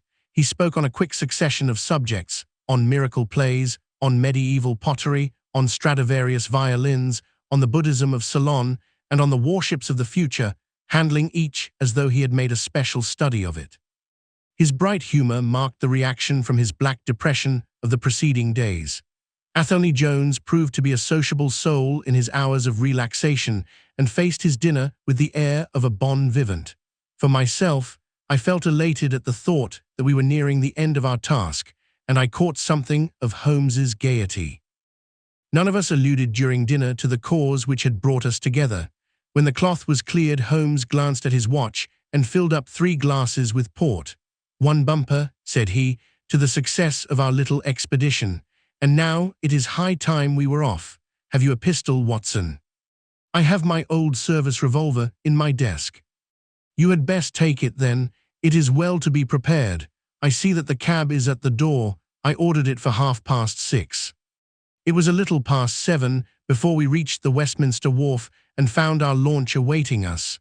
Holmes eyed it critically. "Is there anything to mark it as a police boat?" "Yes, that green lamp at the side." "Then take it off." The small change was made. We stepped on board, and the ropes were cast off. Jones, Holmes, and I sat in the stern. There was one man at the rudder, one to tend the engines, and 2 burly police inspectors forward. "Where to?" asked Jones. "To the Tower. Tell them to stop opposite to Jacobson's yard." Our craft was evidently a very fast one. We shot past the long lines of loaded barges as though they were stationary. Holmes smiled with satisfaction as we overhauled a river steamer and left her behind us. "We ought to be able to catch anything on the river," he said. "Well, hardly that, but there are not many launches to beat us. We shall have to catch the Aurora, and she has a name for being a clipper. I will tell you how the land lies, Watson. You recollect how annoyed I was at being balked by so small a thing." "Yes." "Well, I gave my mind a thorough rest by plunging into a chemical analysis. One of our greatest statesmen has said that a change of work is the best rest. So it is. When I had succeeded in dissolving the hydrocarbon which I was at work at, I came back to our problem of the shoaltoes and thought the whole matter out again. My boys had been up the river and down the river without result. The launch was not at any landing stage or wharf, nor had it returned. Yet it could hardly have been scuttled to hide their traces, though that always remained as a possible hypothesis if all else failed. I knew that this man Small had a certain degree of low cunning, but I did not think him capable of anything in the nature of delicate finesse. That is usually a product of higher education. I then reflected that since he had certainly been in London some time, as we had evidence that he maintained a continual watch over Pondicherry Lodge, he could hardly leave at a moment's notice, but would need some little time, if it were only a day, to arrange his affairs. That was the balance of probability, at any rate. "It seems to me to be a little weak," said I. "It is more probable that he had arranged his affairs before ever he set out upon his expedition." "No, I hardly think so. This lair of his would be too valuable a retreat in case of need for him to give it up until he was sure that he could do without it. But a second consideration struck me. Jonathan Small must have felt that the peculiar appearance of his companion, however much he may have top-coated him, would give rise to gossip and possibly be associated with this Norwood tragedy. He was quite sharp enough to see that. They had started from their headquarters under cover of darkness, and he would wish to get back before it was broad light. Now it was past 3 o'clock, according to Mrs. Smith, when they got the boat. It would be quite bright, and people would be about in an hour or so.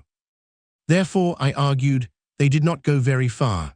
They paid Smith well to hold his tongue, reserved his launch for the final escape, and hurried to their lodgings with the treasure box. In a couple of nights, when they had time to see what view the papers took, and whether there was any suspicion, they would make their way under cover of darkness to some ship at Gravesend or in the Downs, where no doubt they had already arranged for passages to America or the colonies. But the launch, they could not have taken that to their lodgings. Quite so, I argued that the launch must be no great way off, in spite of its invisibility. I then put myself in the place of Small and looked at it as a man of his capacity would. He would probably consider that to send back the launch or to keep it at a wharf would make pursuit easy if the police did happen to get on his track. How then could he conceal the launch and yet have her at hand when wanted? I wondered what I should do myself if I were in his shoes. I could only think of one way of doing it. I might hand the launch over to some boat builder or repairer with directions to make a trifling change in her. She would then be removed to his shed or yard and so be effectually concealed, while at the same time I could have her at a few hours' notice. That seems simple enough. It is just these very simple things which are extremely liable to be overlooked. However, I determined to act on the idea. I started at once in this harmless seaman's rig and inquired at all the yards down the river. I drew blank at 15, but at the 16th Jacobson's, I learned that the Aurora had been handed over to them 2 days ago by a wooden-legged man, with some trivial directions as to her rudder. "There ain't naught amiss with her rudder," said the foreman. "There she lies with the red streaks." At that moment who should come down but Mordecai Smith, the missing owner. He was rather the worse for liquor. I should not, of course, have known him, but he bellowed out his name and the name of his launch. "I want her tonight at 8 o'clock, said he. 8 o'clock sharp, mind, for I have 2 gentlemen who won't be kept waiting. They had evidently paid him well, for he was very flush of money, chucking shillings about to the men. I followed him some distance, but he subsided into an alehouse, so I went back to the yard, and happening to pick up one of my boys on the way, I stationed him as a sentry over the launch. He is to stand at the water's edge and wave his handkerchief to us when they start. We shall be lying off in the stream, and it will be a strange thing if we do not take men, treasure, and all." "You have planned it all very neatly, whether they are the right men or not," said Jones. "But if the affair were in my hands, I should have had a body of police in Jacobson's yard and arrested them when they came down. Which would have been never. This man Small is a pretty shrewd fellow. He would send a scout on ahead, and if anything made him suspicious, he would lie snug for another week." "But you might have stuck to Mordecai Smith and so been led to their hiding place," said I. "In that case I should have wasted my day. I think that it is 100 to 1 against Smith knowing where they live. As long as he has liquor and good pay, why should he ask questions? They send him messages what to do. No, I thought over every possible course, and this is the best." While this conversation had been proceeding, we had been shooting the long series of bridges which span the Thames. As we passed the city, the last rays of the sun were gilding the cross upon the summit of St. Paul's. It was twilight before we reached the tower. "That is Jacobson's yard," said Holmes, pointing to a bristle of masts and rigging on the Surrey side. "Cruise gently up and down here under cover of this string of lighters." He took a pair of night glasses from his pocket and gazed some time at the shore. "I see my sentry at his post," he remarked, "but no sign of a handkerchief." "Suppose we go downstream a short way and lie in wait for them," said Jones eagerly. We were all eager by this time, even the policemen and stokers, who had a very vague idea of what was going forward. "We have no right to take anything for granted," Holmes answered. "It is certainly 10 to 1 that they go downstream, but we cannot be certain. From this point we can see the entrance of the yard, and they can hardly see us. It will be a clear night and plenty of light. We must stay where we are. See how the folk swarm over yonder in the gaslight. They are coming from work in the yard. Dirty-looking rascals, but I suppose everyone has some little immortal spark concealed about him. You would not think it to look at them. There is no a priori probability about it. A strange enigma is man." Someone calls him a soul concealed in an animal, I suggested. Winwood Reade is good upon the subject, said Holmes. He remarks that, while the individual man is an insoluble puzzle, in the aggregate he becomes a mathematical certainty. You can, for example, never foretell what any one man will do, but you can say with precision what an average number will be up to. Individuals vary, but percentages remain constant. So says the statistician. But do I see a handkerchief? Surely there is a white flutter over yonder. Yes, it is your boy, I cried. I can see him plainly.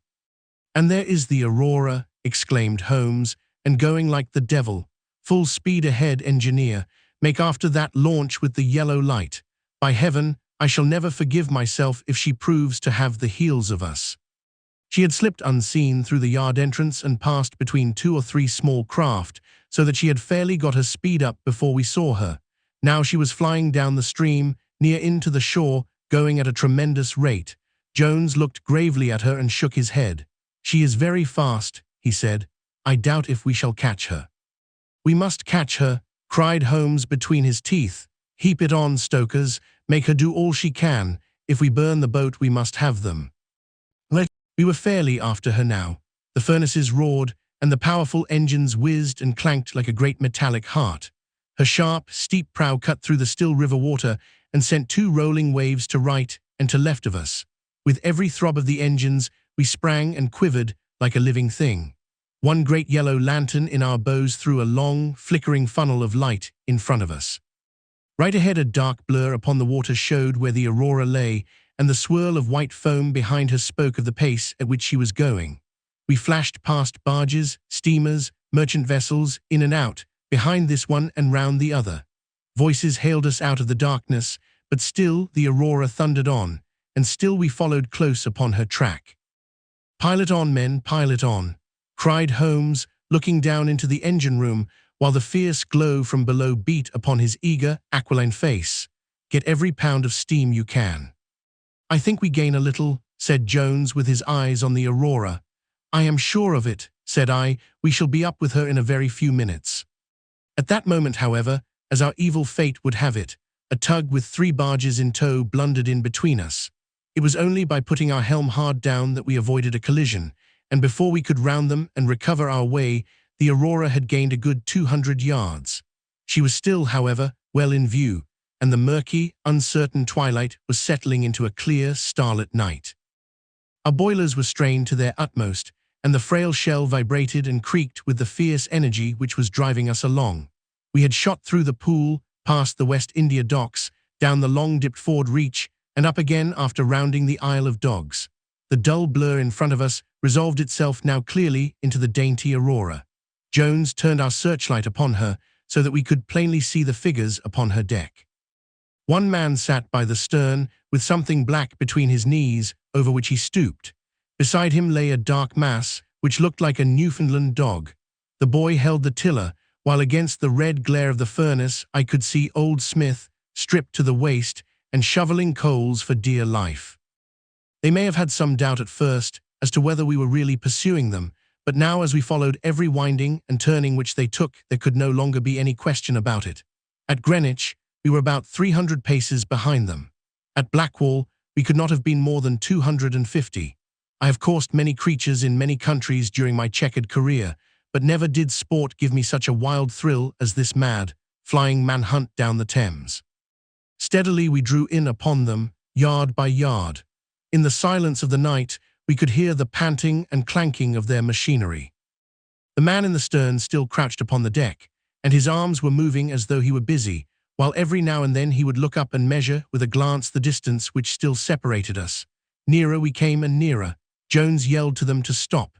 We were not more than 4 boats' lengths behind them, both boats flying at a tremendous pace. It was a clear reach of the river, with Barking Level upon one side and the melancholy marshes upon the other. At our hail, the man in the stern sprang up from the deck and shook his 2 clenched fists at us, cursing the while in a high, cracked voice. He was a good-sized, powerful man, and as he stood poising himself with legs astride, I could see that from the thigh downward there was but a wooden stump upon the right side. The sound of his strident, angry cries, there was movement in the huddled bundle upon the deck. It straightened itself into a little black man, the smallest I have ever seen, with a great, misshapen head and a shock of tangled, disheveled hair. Holmes had already drawn his revolver, and I whipped out mine at the sight of this savage, distorted creature. He was wrapped in some sort of dark ulster or blanket, which left only his face exposed, but that face was enough to give a man a sleepless night. Never have I seen features so deeply marked with all bestiality and cruelty. His small eyes glowed and burned with a somber light, and his thick lips were writhed back from his teeth, which grinned and chattered at us with half-animal fury. "Fire if he raises his hand," said Holmes quietly.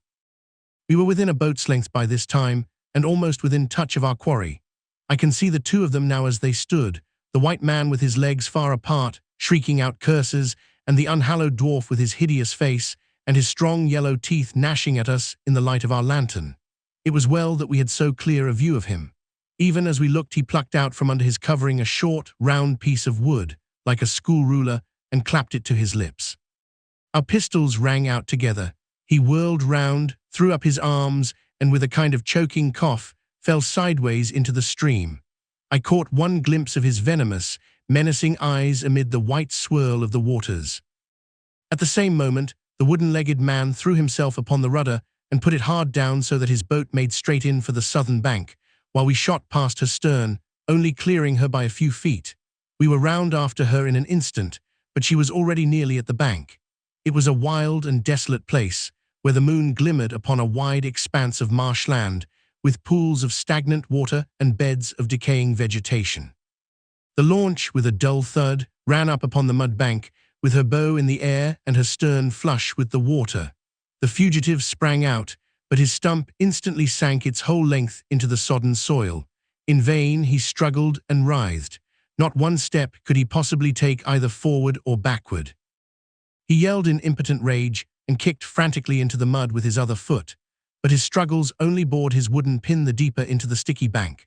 When we brought our launch alongside, he was so firmly anchored that it was only by throwing the end of a rope over his shoulders that we were able to haul him out and to drag him, like some evil fish, over our side. The two Smiths, father and son, sat sullenly in their launch, but came aboard meekly enough when commanded. The Aurora herself we hauled off and made fast to our stern. A solid iron chest of Indian workmanship stood upon the deck. This, there could be no question, was the same that had contained the ill-omened treasure of the Sholtos. There was no key, but it was of considerable weight, so we transferred it carefully to our own little cabin. As we steamed slowly upstream again, we flashed our searchlight in every direction, but there was no sign of the islander. Somewhere in the dark ooze at the bottom of the Thames lie the bones of that strange visitor to our shores. "See here," said Holmes, pointing to the wooden hatchway. We were hardly quick enough with our pistols. There, sure enough, just behind where we had been standing, stuck one of those murderous darts which we knew so well. It must have whizzed between us at the instant we fired. Holmes smiled at it and shrugged his shoulders in his easy fashion, but I confess that it turned me sick to think of the horrible death which had passed so close to us that night. Chapter 11. The Great Agra Treasure. Our captive sat in the cabin opposite to the iron box, which he had done so much and waited so long to gain. He was a sunburned, reckless-eyed fellow, with a network of lines and wrinkles all over his mahogany features, which told of a hard, open-air life. There was a singular prominence about his bearded chin, which marked a man who was not to be easily turned from his purpose. His age may have been 50 or thereabouts, for his black, curly hair was thickly shot with grey.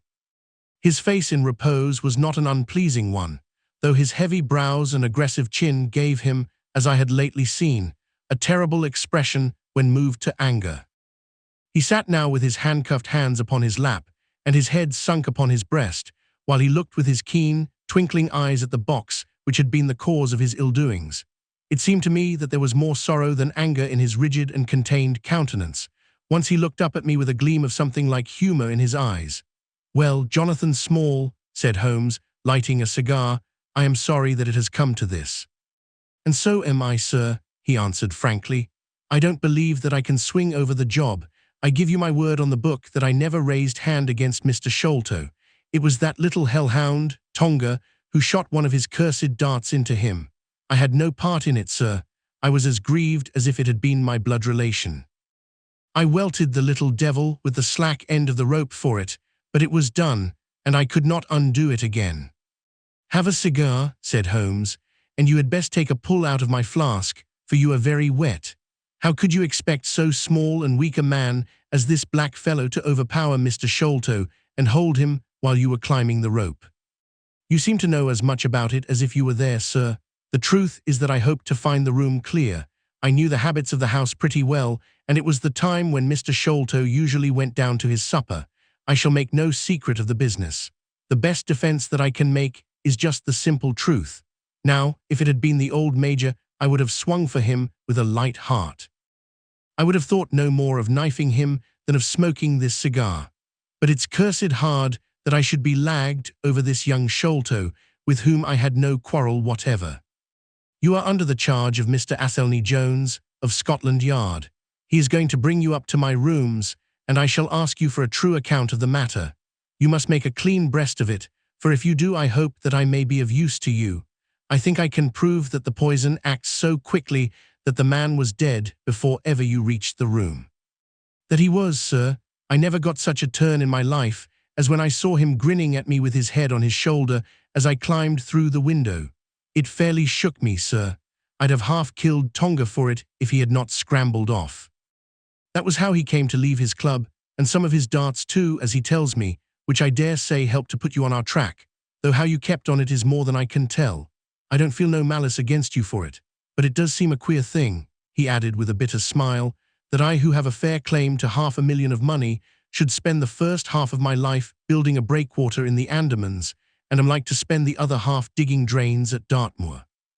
It was an evil day for me when first I clapped eyes upon the merchant at Schmet and had to do with the Agra treasure, which never brought anything but a curse, yet upon the man who owned it. To him it brought murder, to Major Sholto it brought fear and guilt, to me it has meant slavery for life." At this moment Athelney Jones thrust his broad face and heavy shoulders into the tiny cabin. "Quite a family party," he remarked. "I think I shall have a pull at that flask, Holmes. Well, I think we may all congratulate each other. Pity we didn't take the other alive, but there was no choice. I say, Holmes, you must confess that you cut it rather fine. It was all we could do to overhaul her." "All is well that ends well," said Holmes, "but I certainly did not know that the Aurora was such a clipper. Smith says she is one of the fastest launches on the river, and that if he had had another man to help him with the engines, we should never have caught her. He swears he knew nothing of this Norwood business." "Neither he did," cried our prisoner, "not a word. I chose his launch because I heard that she was a flyer. We told him nothing, but we paid him well, and he was to get something handsome if we reached our vessel, the Esmeralda, at Gravesend, outward bound for the Brazils. Well, if he has done no wrong, we shall see that no wrong comes to him. If we are pretty quick in catching our men, we are not so quick in condemning them." It was amusing to notice how the consequential Jones was already beginning to give himself airs on the strength of the capture. From the slight smile which played over Sherlock Holmes's face, I could see that the speech had not been lost upon him. "We will be at Vauxhall Bridge presently," said Jones, "and shall land you, Dr. Watson, with the treasure box. I need hardly tell you that I am taking a very grave responsibility upon myself in doing this. It is most irregular, but of course an agreement is an agreement. I must, however, as a matter of duty, send an inspector with you, since you have so valuable a charge. You will drive, no doubt." "Yes, I shall drive." "It is a pity there is no key, that we may make an inventory first. You will have to break it open. Where is the key, my man?" "At the bottom of the river," said Small shortly. There was no use your giving this unnecessary trouble. We have had work enough already through you. However, Doctor, I need not warn you to be careful. Bring the box back with you to the Baker Street rooms. You will find us there, on our way to the station." They landed me at Vauxhall with my heavy iron box, and with a bluff, genial inspector as my companion. A quarter of an hour's drive brought us to Mrs. Cecil Forrester's. The servant seemed surprised at so late a visitor. Mrs. Cecil Forrester was out for the evening, she explained, and likely to be very late. Miss Morstan, however, was in the drawing-room, so to the drawing-room I went, box in hand, leaving the obliging inspector in the cab. She was seated by the open window, dressed in some sort of white diaphanous material, with a little touch of scarlet at the neck and waist. The soft light of a shaded lamp fell upon her as she leaned back in the basket chair, playing over her sweet grave face and tinting with a dull, metallic sparkle the rich coils of her luxuriant hair. One white arm and hand drooped over the side of the chair, and her whole pose and figure spoke of an absorbing melancholy. At the sound of my footfall, she sprang to her feet, however, and a bright flush of surprise and of pleasure colored her pale cheeks. "I heard a cab drive up," she said. "I thought that Mrs. Forrester had come back very early, but I never dreamed that it might be you. What news have you brought me?" "I have brought something better than news," said I, putting down the box upon the table and speaking jovially and boisterously, though my heart was heavy within me. "I have brought you something which is worth all the news in the world. I have brought you a fortune." She glanced at the iron box. "Is that the treasure, then?" she asked, coolly enough. "Yes, this is the great Agra treasure. Half of it is yours and half is Thaddeus Sholto's. You will have a couple of 100,000 each. Think of that, an annuity of £10,000. There will be few richer young ladies in England. Is it not glorious?" I think I must have been rather overacting my delight, and that she detected a hollow ring in my congratulations, for I saw her eyebrows rise a little, and she glanced at me curiously. "If I have it," said she, "I owe it to you." "No, no," I answered, "not to me, but to my friend Sherlock Holmes. With all the will in the world, I could never have followed up a clue which has taxed even his analytical genius. As it was, we very nearly lost it at the last moment." "Pray sit down and tell me all about it, Dr. Watson," said she. I narrated briefly what had occurred since I had seen her last: Holmes's new method of search, the discovery of the Aurora, the appearance of Athelney Jones, our expedition in the evening, and the wild chase down the Thames. She listened with parted lips and shining eyes to my recital of our adventures. When I spoke of the dart which had so narrowly missed us, she turned so white that I feared that she was about to faint. "It is nothing," she said, as I hastened to pour her out some water. "I am all right again. It was a shock to me to hear that I had placed my friends in such horrible peril." "That is all over," I answered. "It was nothing. I will tell you no more gloomy details. Let us turn to something brighter. There is the treasure. What could be brighter than that? I got leave to bring it with me, thinking that it would interest you to be the first to see it." "It would be of the greatest interest to me," she said. There was no eagerness in her voice, however. It had struck her, doubtless, that it might seem ungracious upon her part to be indifferent to a prize which had cost so much to win. "What a pretty box," she said, stooping over it. "This is Indian work, I suppose?" "Yes, it is Benares metalwork." "And so heavy," she exclaimed, trying to raise it. "The box alone must be of some value. Where is the key?" "Small threw it into the Thames," I answered. "I must borrow Mrs. Forrester's poker." There was in the front a thick and broad hasp, wrought in the image of a sitting Buddha.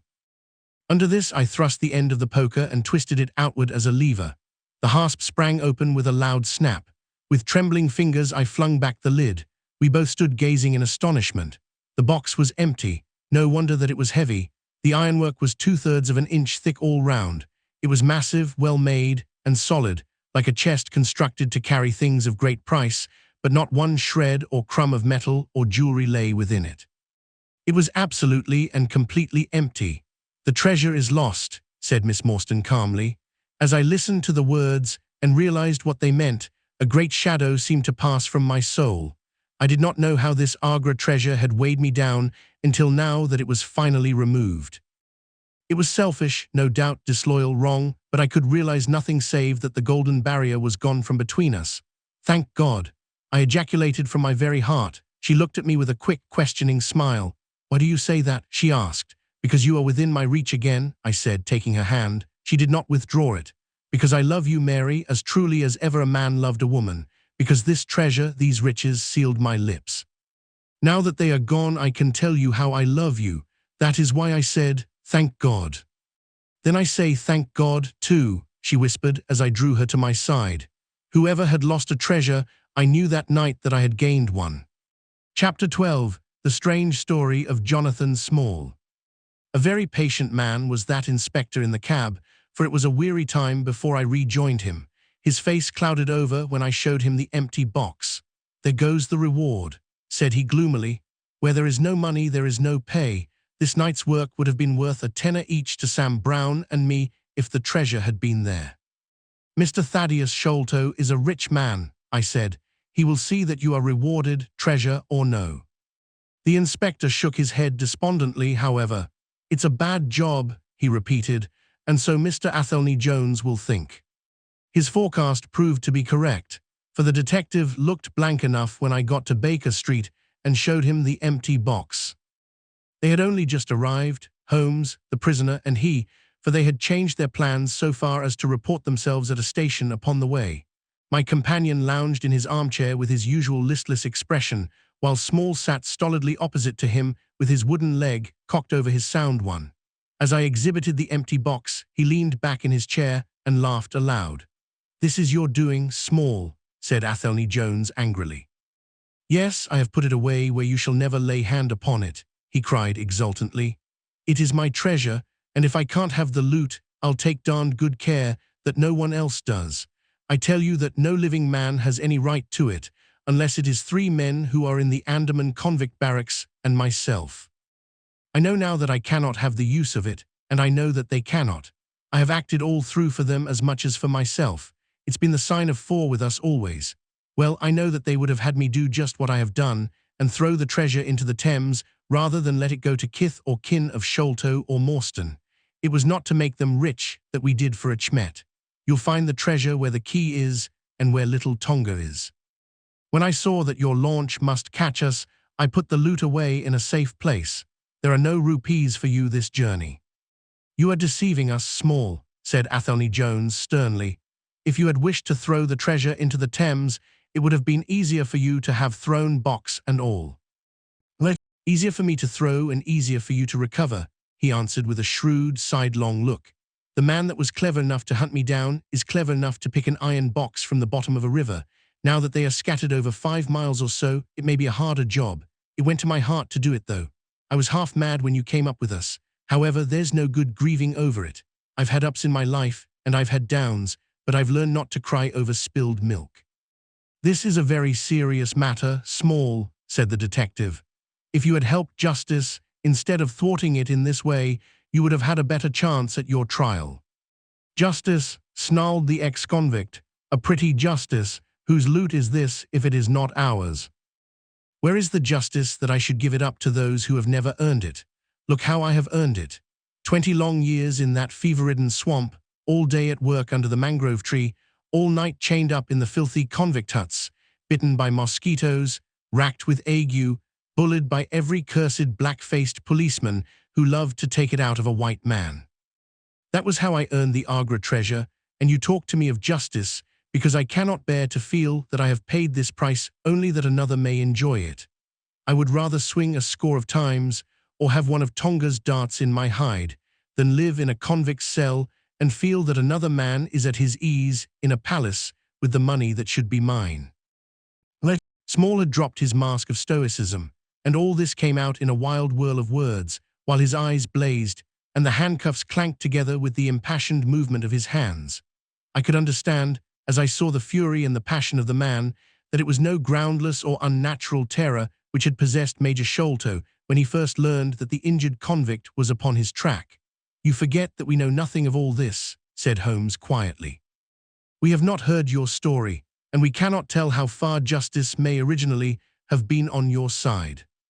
Well, sir, you have been very fair-spoken to me, though I can see that I have you to thank that I have these bracelets upon my wrists. Still, I bear no grudge for that. It is all fair and above board. If you want to hear my story, I have no wish to hold it back. What I say to you is God's truth, every word of it. Thank you, you can put the glass beside me here, and I'll put my lips to it if I am dry. I am a Worcestershire man myself, born near Pershore. I dare say you would find a heap of Smalls living there now if you were to look. I have often thought of taking a look round there, but the truth is that I was never much of a credit to the family, and I doubt if they would be so very glad to see me. They were all steady, chapel-going folk, small farmers, well known and respected over the countryside, while I was always a bit of a rover. At last, however, when I was about 18, I gave them no more trouble, for I got into a mess over a girl and could only get out of it again by taking the Queen's shilling and joining the 3rd Buffs, which was just starting for India. I wasn't destined to do much soldiering, however. I had just got past the goose step and learned to handle my musket when I was fool enough to go swimming in the Ganges. Luckily for me, my company sergeant, John Holder, was in the water at the same time, and he was one of the finest swimmers in the service. A crocodile took me just as I was halfway across and nipped off my right leg as clean as a surgeon could have done it, just above the knee. What with the shock and the loss of blood, I fainted and should have been drowned if Holder had not caught hold of me and paddled for the bank. I was 5 months in hospital over it, and when at last I was able to limp out of it with this timber toe strapped to my stump, I found myself invalided out of the army and unfitted for any active occupation. I was, as you can imagine, pretty down on my luck at this time, for I was a useless cripple, though not yet in my 20th year.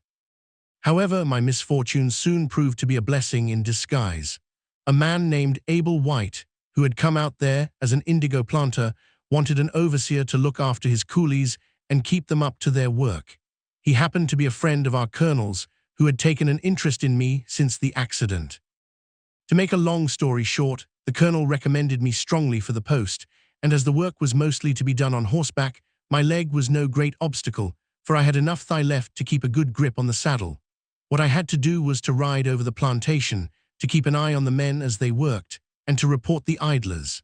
The pay was fair, I had comfortable quarters, and altogether I was content to spend the remainder of my life in indigo planting.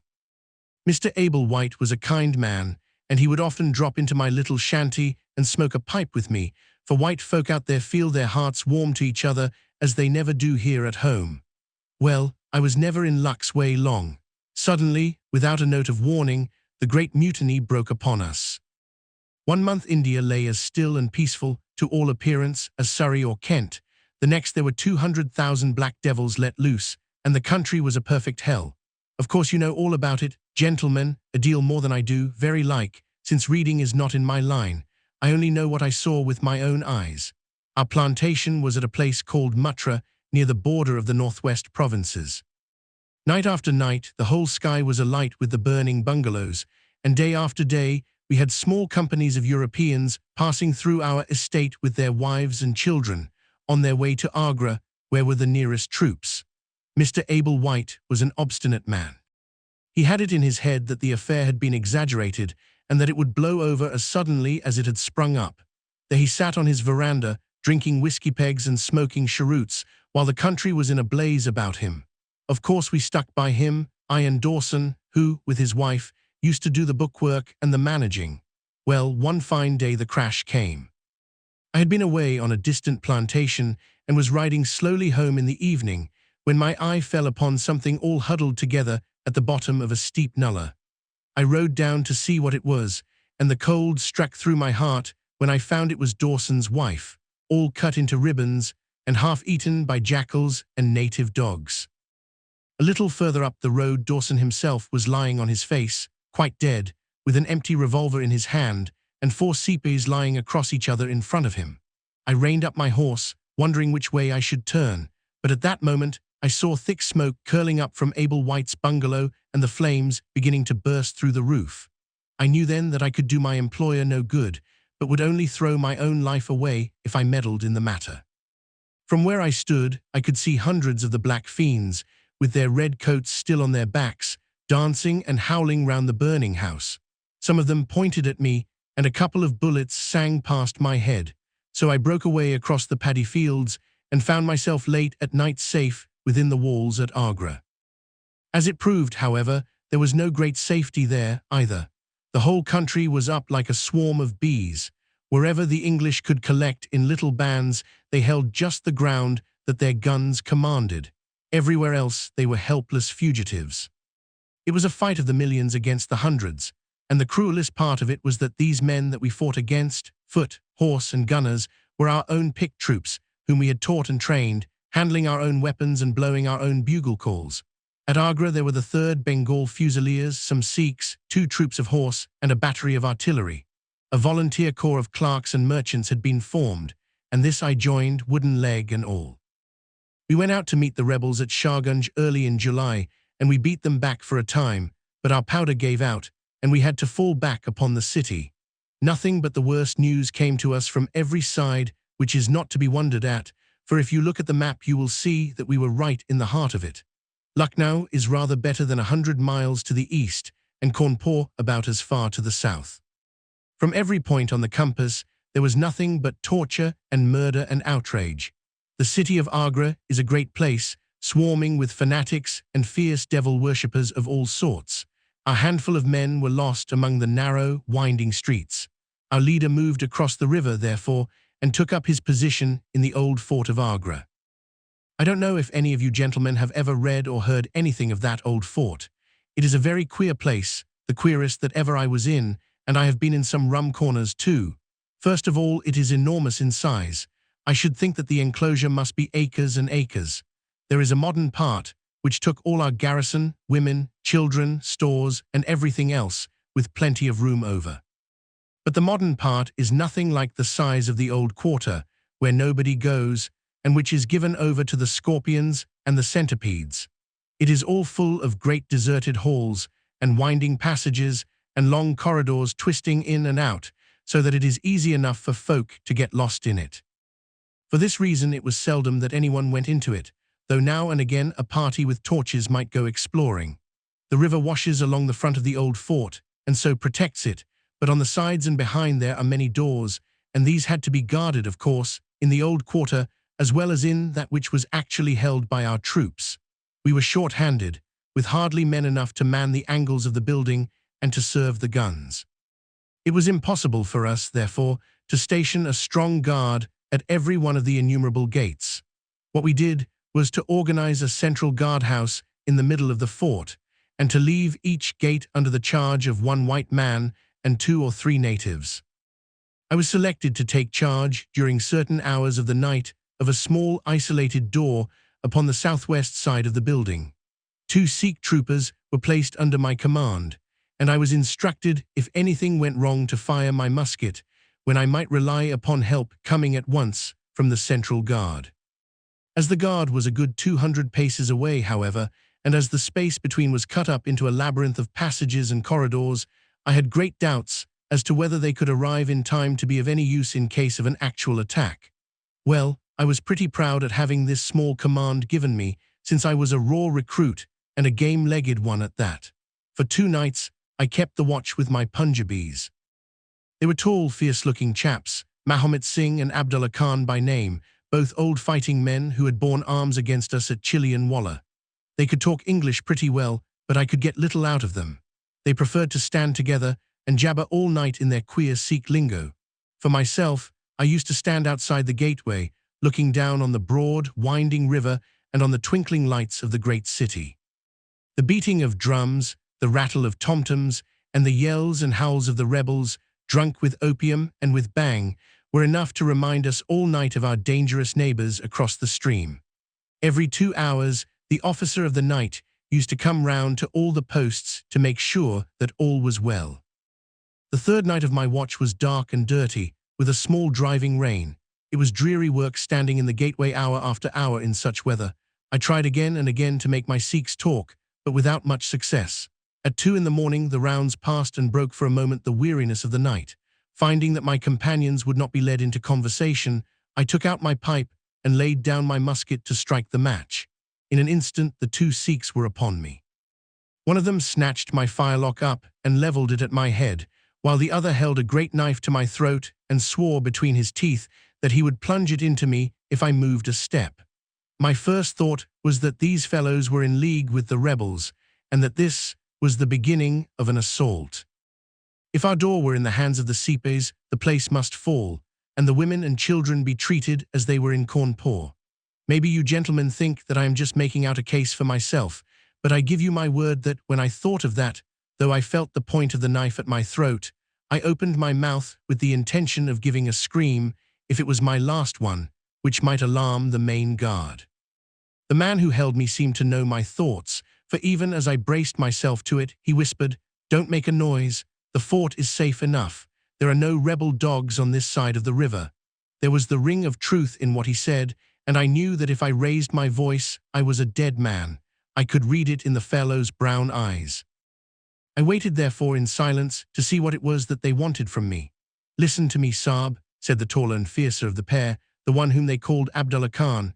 "You must either be with us now, or you must be silenced forever. The thing is too great a one for us to hesitate. Either you are heart and soul with us on your oath on the cross of the Christians, or your body this night shall be thrown into the ditch, and we shall pass over to our brothers in the rebel army. There is no middle way. Which is it to be, death or life? We can only give you 3 minutes to decide, for the time is passing, and all must be done before the rounds come again." "How can I decide?" said I. "You have not told me what you want of me. But I tell you now that if it is anything against the safety of the fort, I will have no truck with it, so you can drive home your knife and welcome." "It is nothing against the fort," said he. "We only ask you to do that which your countrymen come to this land for. We ask you to be rich. If you will be one of us this night, we will swear to you upon the naked knife, and by the threefold oath which no Sikh was ever known to break, that you shall have your fair share of the loot. A quarter of the treasure shall be yours. We can say no fairer." "But what is the treasure then?" I asked. "I am as ready to be rich as you can be if you will but show me how it can be done." "You will swear then," said he, "by the bones of your father, by the honor of your mother, by the cross of your faith, to raise no hand and speak no word against us, either now or afterwards." "I will swear it," I answered, "provided that the fort is not endangered." "Then, my comrade, and I will swear that you shall have a quarter of the treasure, which shall be equally divided among the 4 of us." "There are but 3, said I. "No, Dust Akbar must have his share. We can tell the tale to you while we wait them. Do you stand at the gate, Mahomet Singh, and give notice of their coming. The thing stands thus, Saab, and I tell it to you because I know that an oath is binding upon a Ferengi, and that we may trust you. Had you been a lying Hindu, though you had sworn by all the gods in their false temples, your blood would have been upon the knife and your body in the water. But the Sikh knows the Englishman, and the Englishman knows the Sikh. Hearken then to what I have to say. There is a Rajah in the northern provinces who has much wealth, though his lands are small. Much has come to him from his father, and more still he has set by himself, for he is of a low nature and hoards his gold rather than spend it. When the troubles broke out, he would be friends both with the lion and the tiger, with the Sipai and with the company's Raj. Soon, however, it seemed to him that the white men's day was come, for through all the land he could hear of nothing but of their death and their overthrow. Yet being a careful man, he made such plans that, come what might, half at least of his treasure should be left to him. That which was in gold and silver he kept by him in the vaults of his palace, but the most precious stones and the choicest pearls that he put in an iron box and sent it by a trusty servant, who, under the guise of a merchant, should take it to the fort at Agra, there to lie until the land is at peace. Thus, if the rebels won, he would have his money, but if the company conquered, his jewels would be saved to him. Having thus divided his hoard, he threw himself into the cause of the Sipais, since they were strong upon his borders. By his doing this, mark you, Saab, his property becomes the due of those who have been true to their salt. This pretended merchant, who travels under the name of Achmet, is now in the city of Agra and desires to gain his way into the fort. He has with him as traveling companion my foster brother Dust Akbar, who knows his secret. Dust Akbar has promised this night to lead him to a side postern of the fort, and has chosen this one for his purpose. Here he will come presently, and here he will find Mahomet Singh and myself awaiting him. The place is lonely, and none shall know of his coming. The world shall know the merchant Achmet no more, but the great treasure of the Rajah shall be divided among us. What say you to it, Saab?" In Worcestershire, the life of a man seems a great and a sacred thing, but it is very different when there is fire and blood all round you, and you have been used to meeting death at every turn. Whether Achmet the merchant lived or died was a thing as light as air to me, but at the talk about the treasure my heart turned to it, and I thought of what I might do in the old country with it, and how my folk would stare when they saw their ne'er-do-well coming back with his pockets full of gold moidores. I had therefore already made up my mind. Abdullah Khan, however, thinking that I hesitated, pressed the matter more closely. "Consider, Saab," said he, "that if this man is taken by the commandant he will be hung or shot, and his jewels taken by the government, so that no man will be a rupee the better for them. Now, since we do the taking of him, why should we not do the rest as well? The jewels will be as well with us as in the company's coffers. There will be enough to make every one of us rich men and great chiefs. No one can know about the matter, for here we are cut off from all men. What could be better for the purpose? Say again, then, Saab, whether you are with us, or if we must look upon you as an enemy. I am with you heart and soul, said I. It is well, he answered, handing me back my firelock. You see that we trust you, for your word, like ours, is not to be broken. We have now only to wait for my brother and the merchant. Does your brother know, then, of what you will do? I asked. The plan is his. He has devised it. We will go to the gate and share the watch with Mahomet Singh. The rain was still falling steadily, for it was just the beginning of the wet season. Brown, heavy clouds were drifting across the sky, and it was hard to see more than a stonecast. A deep moat lay in front of our door, but the water was in places nearly dried up, and it could easily be crossed. It was strange to me to be standing there with those two wild Punjabis waiting for the man who was coming to his death. Suddenly, my eye caught the glint of a shaded lantern the other side of the moat. It vanished among the mound heaps, and then appeared again coming slowly in our direction. Here they are, I exclaimed. You will challenge him, Saab, as usual, whispered Abdullah. Give him no cause for fear. Send us in with him, and we shall do the rest while you stay here on guard. Have the lantern ready to uncover, that we may be sure that it is indeed the man. The light had flickered onward, now stopping and now advancing, until I could see two dark figures upon the other side of the moat. I let them scramble down the sloping bank, splash through the mire, and climb halfway up to the gate before I challenged them. Who goes there? Said I in a subdued voice. Friends, came the answer. I uncovered my lantern and threw a flood of light upon them. The first was an enormous Sikh with a black beard which swept nearly down to his cummerbund. Outside of a show, I have never seen so tall a man. The other was a little fat, round fellow with a great yellow turban and a bundle in his hand, done up in a shawl. He seemed to be all in a quiver with fear, for his hands twitched as if he had the ague, and his head kept turning to left and right with two bright little twinkling eyes, like a mouse when he ventures out from his hole. It gave me the chills to think of killing him, but I thought of the treasure, and my heart set as hard as a flint within me. When he saw my white face, he gave a little cheer-up of joy and came running up towards me. Your protection, Saab, he panted, your protection for the unhappy merchant Achmet. I have travelled across Rajputana that I might seek the shelter of the fort at Agra. I have been robbed and beaten and abused because I have been the friend of the company. It is a blessed night this when I am once more in safety, I and my poor possessions. What have you in the bundle? I asked.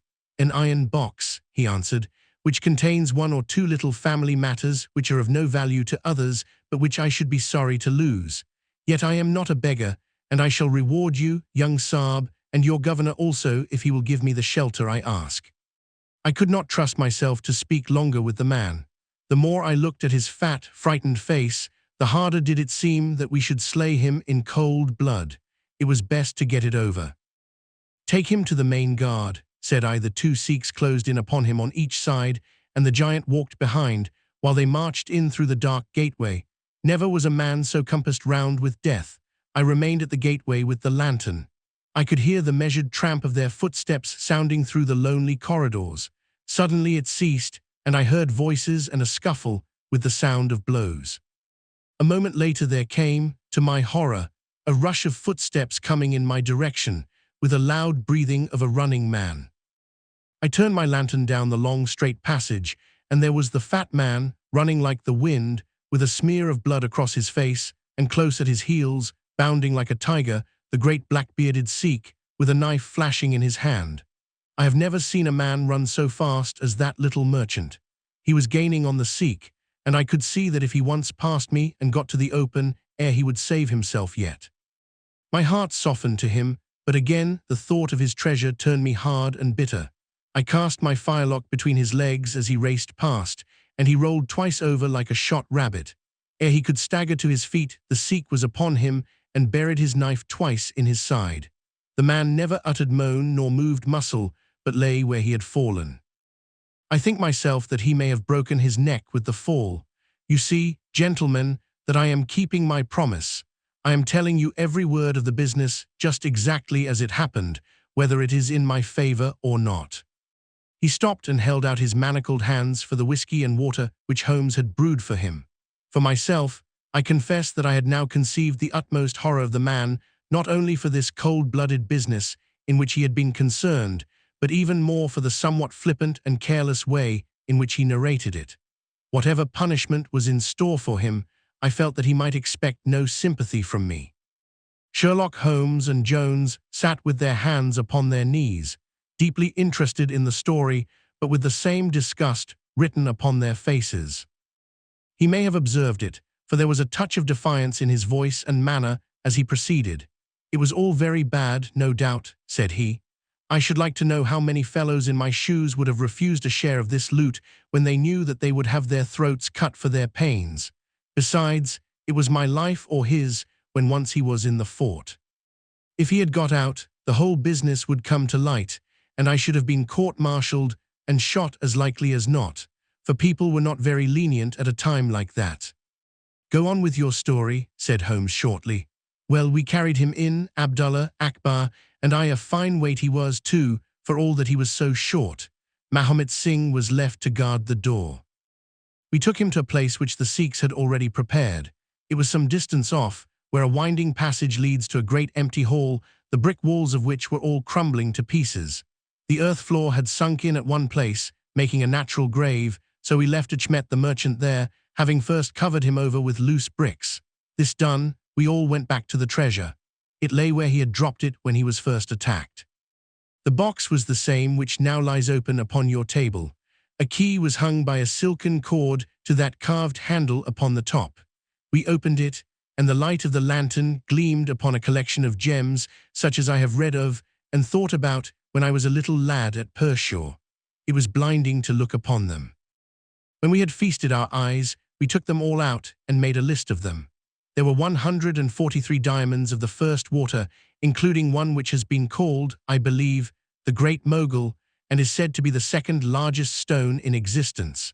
Then there were 97 very fine emeralds and 170 rubies, some of which, however, were small. There were 40 carbuncles, 210 sapphires, 61 agates, and a great quantity of beryls, onyxes, cat's eyes, turquoises, and other stones, the very names of which I did not know at the time, though I have become more familiar with them since. Besides this, there were nearly 300 very fine pearls, 12 of which were set in a gold coronet. By the way, these last had been taken out of the chest, and were not there when I recovered it. After we had counted our treasures, we put them back into the chest, and carried them to the gateway to show them to Mahomet Singh. Then we solemnly renewed our oath to stand by each other and be true to our secret. We agreed to conceal our loot in a safe place until the country should be at peace again, and then to divide it equally among ourselves. There was no use dividing it at present, for if gems of such value were found upon us, it would cause suspicion, and there was no privacy in the fort nor any place where we could keep them. We carried the box, therefore, into the same hall where we had buried the body, and there, under certain bricks in the best preserved wall, we made a hollow and put our treasure. We made careful note of the place, and next day I drew 4 plans, one for each of us, and put the sign of the 4 of us at the bottom, for we had sworn that we should each always act for all, so that none might take advantage. That is an oath that I can put my hand to my heart and swear that I have never broken. Well, there's no use my telling you, gentlemen, what came of the Indian Mutiny. After Wilson took Delhi and Sir Colin relieved Lucknow, the back of the business was broken. Fresh troops came pouring in, and Nana Saab made himself scarce over the frontier. A flying column under Colonel Graithed came round to Agra and cleared the Pandis away from it. Peace seemed to be settling upon the country, and we 4 were beginning to hope that the time was at hand when we might safely go off with our shares of the plunder. In a moment, however, our hopes were shattered by our being arrested as the murderers of Achmet. It came about in this way. When the Rajah put his jewels into the hands of Achmet, he did it because he knew that he was a trusty man. They are suspicious folk in the East, however, so what does this Rajah do but take a second, even more trusty servant and set him to play the spy upon the first? This second man was ordered never to let Achmet out of his sight, and he followed him like his shadow. He went after him that night and saw him pass through the doorway. Of course he thought he had taken refuge in the fort and applied for admission there himself next day, but could find no trace of Achmet. This seemed to him so strange that he spoke about it to a sergeant of guides, who brought it to the ears of the commandant. A thorough search was quickly made, and the body was discovered. Thus, at the very moment that we thought that all was safe, we were all four seized and brought to trial on a charge of murder. 3 of us, because we had held the gate that night, and the 4th, because he was known to have been in the company of the murdered man. Not a word about the jewels came out at the trial, for the Rajah had been deposed and driven out of India, so no one had any particular interest in them.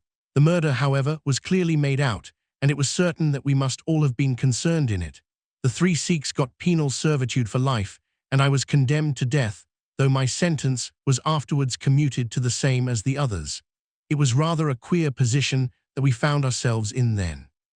Though we were all 4 tied by the leg, and with precious little chance of ever getting out again, while we each held a secret which might have put each of us in a palace, if we could only have made use of it. It was enough to make a man eat his heart out to have to stand the kick and the cuff of every petty jack in office, to have rice to eat and water to drink, when that gorgeous fortune was ready for him outside, just waiting to be picked up. It might have driven me mad, but I was always a pretty stubborn one, so I just held on and bided my time. At last, it seemed to me to have come. I was changed from Agra to Madras, and from there to Blair Island in the Andamans. There are very few white convicts at this settlement, and as I had behaved well from the first, I soon found myself a sort of privileged person. I was given a hut in Hope Town, which is a small place on the slopes of Mount Harriet, and I was left pretty much to myself. It is a dreary, fever-stricken place, and all beyond our little clearings was infested with wild cannibal natives who were ready enough to blow a poisoned dart at us if they saw a chance. There was digging and ditching and yam planting, and a dozen other things to be done, so we were busy enough all day, though in the evening we had a little time to ourselves. Among other things, I learned to dispense drugs for the surgeon, and picked up a smattering of his knowledge. All the time I was on the lookout for a chance to escape, but it is hundreds of miles from any other land, and there is little or no wind in those seas, so it was a terribly difficult job to get away. The surgeon, Dr. Somerton, was a fast, sporting young chap, and the other young officers would meet in his rooms of an evening and play cards. The surgery, where I used to make up my drugs, was next to his sitting room, with a small window between us. Often, if I felt lonesome, I used to turn out the lamp in the surgery, and then, standing there, I could hear their talk and watch their play. I am fond of a hand at cards myself, and it was almost as good as having one to watch the others. There was Major Sholto, Captain Morstan, and Lieutenant Bromley Brown, who were in command of the native troops, and there was the surgeon himself, and 2 or 3 prison officials, crafty old hands who played a nice, sly, safe game. A very snug little party they used to make. There was one thing which very soon struck me, and that was that the soldiers used always to lose and the civilians to win. Mind, I don't say there was anything unfair, but so it was. These prison chaps had done little else than play cards ever since they had been at the Andamans, and they knew each other's game to a point, while the others just played to pass the time and threw their cards down anyhow. Night after night, the soldiers got up poorer men, and the poorer they got the more keen they were to play. Major Sholto was the hardest hit. He used to pay in notes and gold at first, but soon it came to notes of hand and for big sums. He sometimes would win for a few deals just to give him heart, and then the luck would set in against him worse than ever. All day he would wander about as black as thunder, and he took to drinking a deal more than was good for him. One night he lost even more heavily than usual. I was sitting in my hut when he and Captain Morstan came stumbling along on the way to their quarters. They were bosom friends, those 2, and never far apart. The Major was raving about his losses. "It's all up, Morstan," he was saying as they passed my hut. "I shall have to send in my papers. I'm a ruined man." "Nonsense, old chap," said the other, slapping him upon the shoulder. "I've had a nasty facer myself, but that was all I could hear, but it was enough to set me thinking." A couple of days later, Major Sholto was strolling on the beach, so I took the chance of speaking to him. "I wish to have your advice, Major," said I. "Well, Small, what is it?" he asked, taking his cheroot from his lips. "I wanted to ask you, sir," said I, "who is the proper person to whom hidden treasure should be handed over? I know where $500,000 worth lies, and as I cannot use it myself, I thought perhaps the best thing that I could do would be to hand it over to the proper authorities, and then perhaps they would get my sentence shortened for me. 500,000 small, he gasped, looking hard at me to see if I was in earnest. Quite that, sir, in jewels and pearls. It lies there ready for anyone. And the queer thing about it is that the real owner is outlawed and cannot hold property, so that it belongs to the first comer. To government, small, he stammered, to government. But he said it in a halting fashion, and I knew in my heart that I had got him. You think then, sir, that I should give the information to the Governor-General? Said I quietly. Well, you must not do anything rash, or that you might repent. Let me hear all about it, small. Give me the facts. I told him the whole story, with small changes, so that he could not identify the places. When I had finished, he stood stock still and full of thought. I could see by the twitch of his lip that there was a struggle going on within him. This is a very important matter, small, he said at last. You must not say a word to anyone about it, and I shall see you again soon. 2 nights later, he and his friend, Captain Morstan, came to my hut in the dead of the night with a lantern. I want you just to let Captain Morstan hear that story from your own lips, small, said he. I repeated it as I had told it before. It rings true, eh, said he. It's good enough to act upon. Captain Morstan nodded. Look here, small, said the Major. We have been talking it over, my friend here and I, and we have come to the conclusion that this secret of yours is hardly a government matter after all, but is a private concern of your own, which of course you have the power of disposing of as you think best. Now the question is, what price would you ask for it? We might be inclined to take it up, and at least look into it, if we could agree as to terms. He tried to speak in a cool, careless way, but his eyes were shining with excitement and greed. Why, as to that, gentlemen, I answered, trying also to be cool but feeling as excited as he did, there is only one bargain which a man in my position can make. I shall want you to help me to my freedom, and to help my 3 companions to theirs. We shall then take you into partnership and give you a 5th share to divide between you. Said he, a 5th share, that is not very tempting. It would come to 50,000 apiece, said I, but how can we gain your freedom? You know very well that you ask an impossibility. Nothing of the sort, I answered. I have thought it all out to the last detail. The only bar to our escape is that we can get no boat fit for the voyage, and no provisions to last us for so long a time. There are plenty of little yachts and yawls at Calcutta or Madras which would serve our turn well. Do you bring one over?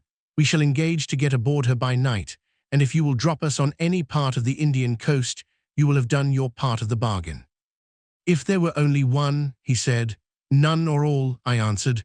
We have sworn it. The 4 of us must always act together. You see, Morstan, said he, Small is a man of his word. He does not flinch from his friends. I think we may very well trust him. It's a dirty business, the other answered. Yet, as you say, the money will save our commissions handsomely. Well, Small, said the Major, we must, I suppose, try and meet you. We must first, of course, test the truth of your story. Tell me where the box is hid, and I shall get leave of absence and go back to India in the monthly relief boat to inquire into the affair. Not so fast, said I, growing colder as he got hot.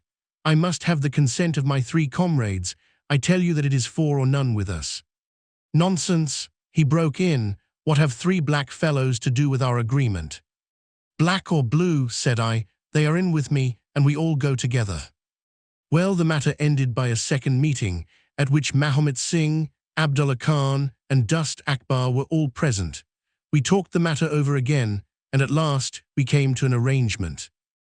We were to provide both the officers with charts of the part of the Agra fort and mark the place in the wall where the treasure was hid. Major Sholto was to go to India to test our story. If he found the box, he was to leave it there, to send out a small yacht provisioned for a voyage, which was to lie off Rutland Island, and to which we were to make our way, and finally to return to his duties. Captain Morstan was then to apply for leave of absence, to meet us at Agra, and there we were to have a final division of the treasure, he taking the Major's share as well as his own. All this we sealed by the most solemn oaths that the mind could think or the lips utter. I sat up all night with paper and ink, and by the morning I had the 2 charts all ready, signed with the sign of 4, that is, of Abdullah, Akbar, Mahomet, and myself. Well, gentlemen, I weary you with my long story, and I know that my friend Mr. Jones is impatient to get me safely stowed in Chokey. I'll make it as short as I can. The villain Sholto went off to India, but he never came back again. Captain Morstan showed me his name among a list of passengers in one of the mailboats very shortly afterwards. His uncle had died, leaving him a fortune, and he had left the army, yet he could stoop to treat 5 men as he had treated us. Morstan went over to Agra shortly afterwards and found, as we expected, that the treasure was indeed gone. The scoundrel had stolen it all without carrying out one of the conditions on which we had sold him the secret. From that I lived only for vengeance. I thought of it by day and I nursed it by night. It became an overpowering, absorbing passion with me. I cared nothing for the law, nothing for the gallows. To escape, to track down Sholto, to have my hand upon his throat, that was my one thought. Even the Agra treasure had come to be a smaller thing in my mind than the slaying of Sholto. Well, I have set my mind on many things in this life, and never one which I did not carry out, but it was weary years before my time came. I have told you that I had picked up something of medicine. One day when Dr. Somerton was down with a fever, a little Andaman islander was picked up by a convict gang in the woods. He was sick to death and had gone to a lonely place to die. I took him in hand, though he was as venomous as a young snake, and after a couple of months I got him all right and able to walk. He took a kind of fancy to me then, and would hardly go back to his woods, but was always hanging about my hut. I learned a little of his lingo from him, and this made him all the fonder of me. Tonga, for that was his name, was a fine boatman and owned a big, roomy canoe of his own. When I found that he was devoted to me and would do anything to serve me, I saw my chance of escape. I talked it over with him. He was to bring his boat round on a certain night to an old wharf which was never guarded, and there he was to pick me up. I gave him directions to have several gourds of water and a lot of yams, coconuts, and sweet potatoes. He was staunch and true, was little Tonga. No man ever had a more faithful mate. At the night named he had his boat at the wharf. As it chanced, however, there was one of the convict guard down there, a vile Pathan who had never missed a chance of insulting and injuring me. I had always vowed vengeance, and now I had my chance. It was as if fate had placed him in my way that I might pay my debt before I left the island. He stood on the bank with his back to me and his carbine on his shoulder. I looked about for a stone to beat out his brains with, but none could I see. Then a queer thought came into my head and showed me where I could lay my hand on a weapon. I sat down in the darkness and unstrapped my wooden leg. With 3 long hops I was on him. He put his carbine to his shoulder, but I struck him full and knocked the whole front of his skull in. You can see the split in the wood now where I hit him. We both went down together, for I could not keep my balance, but when I got up I found him still lying quiet enough. I made for the boat, and in an hour we were well out at sea. Tonga had brought all his earthly possessions with him, his arms and his gods.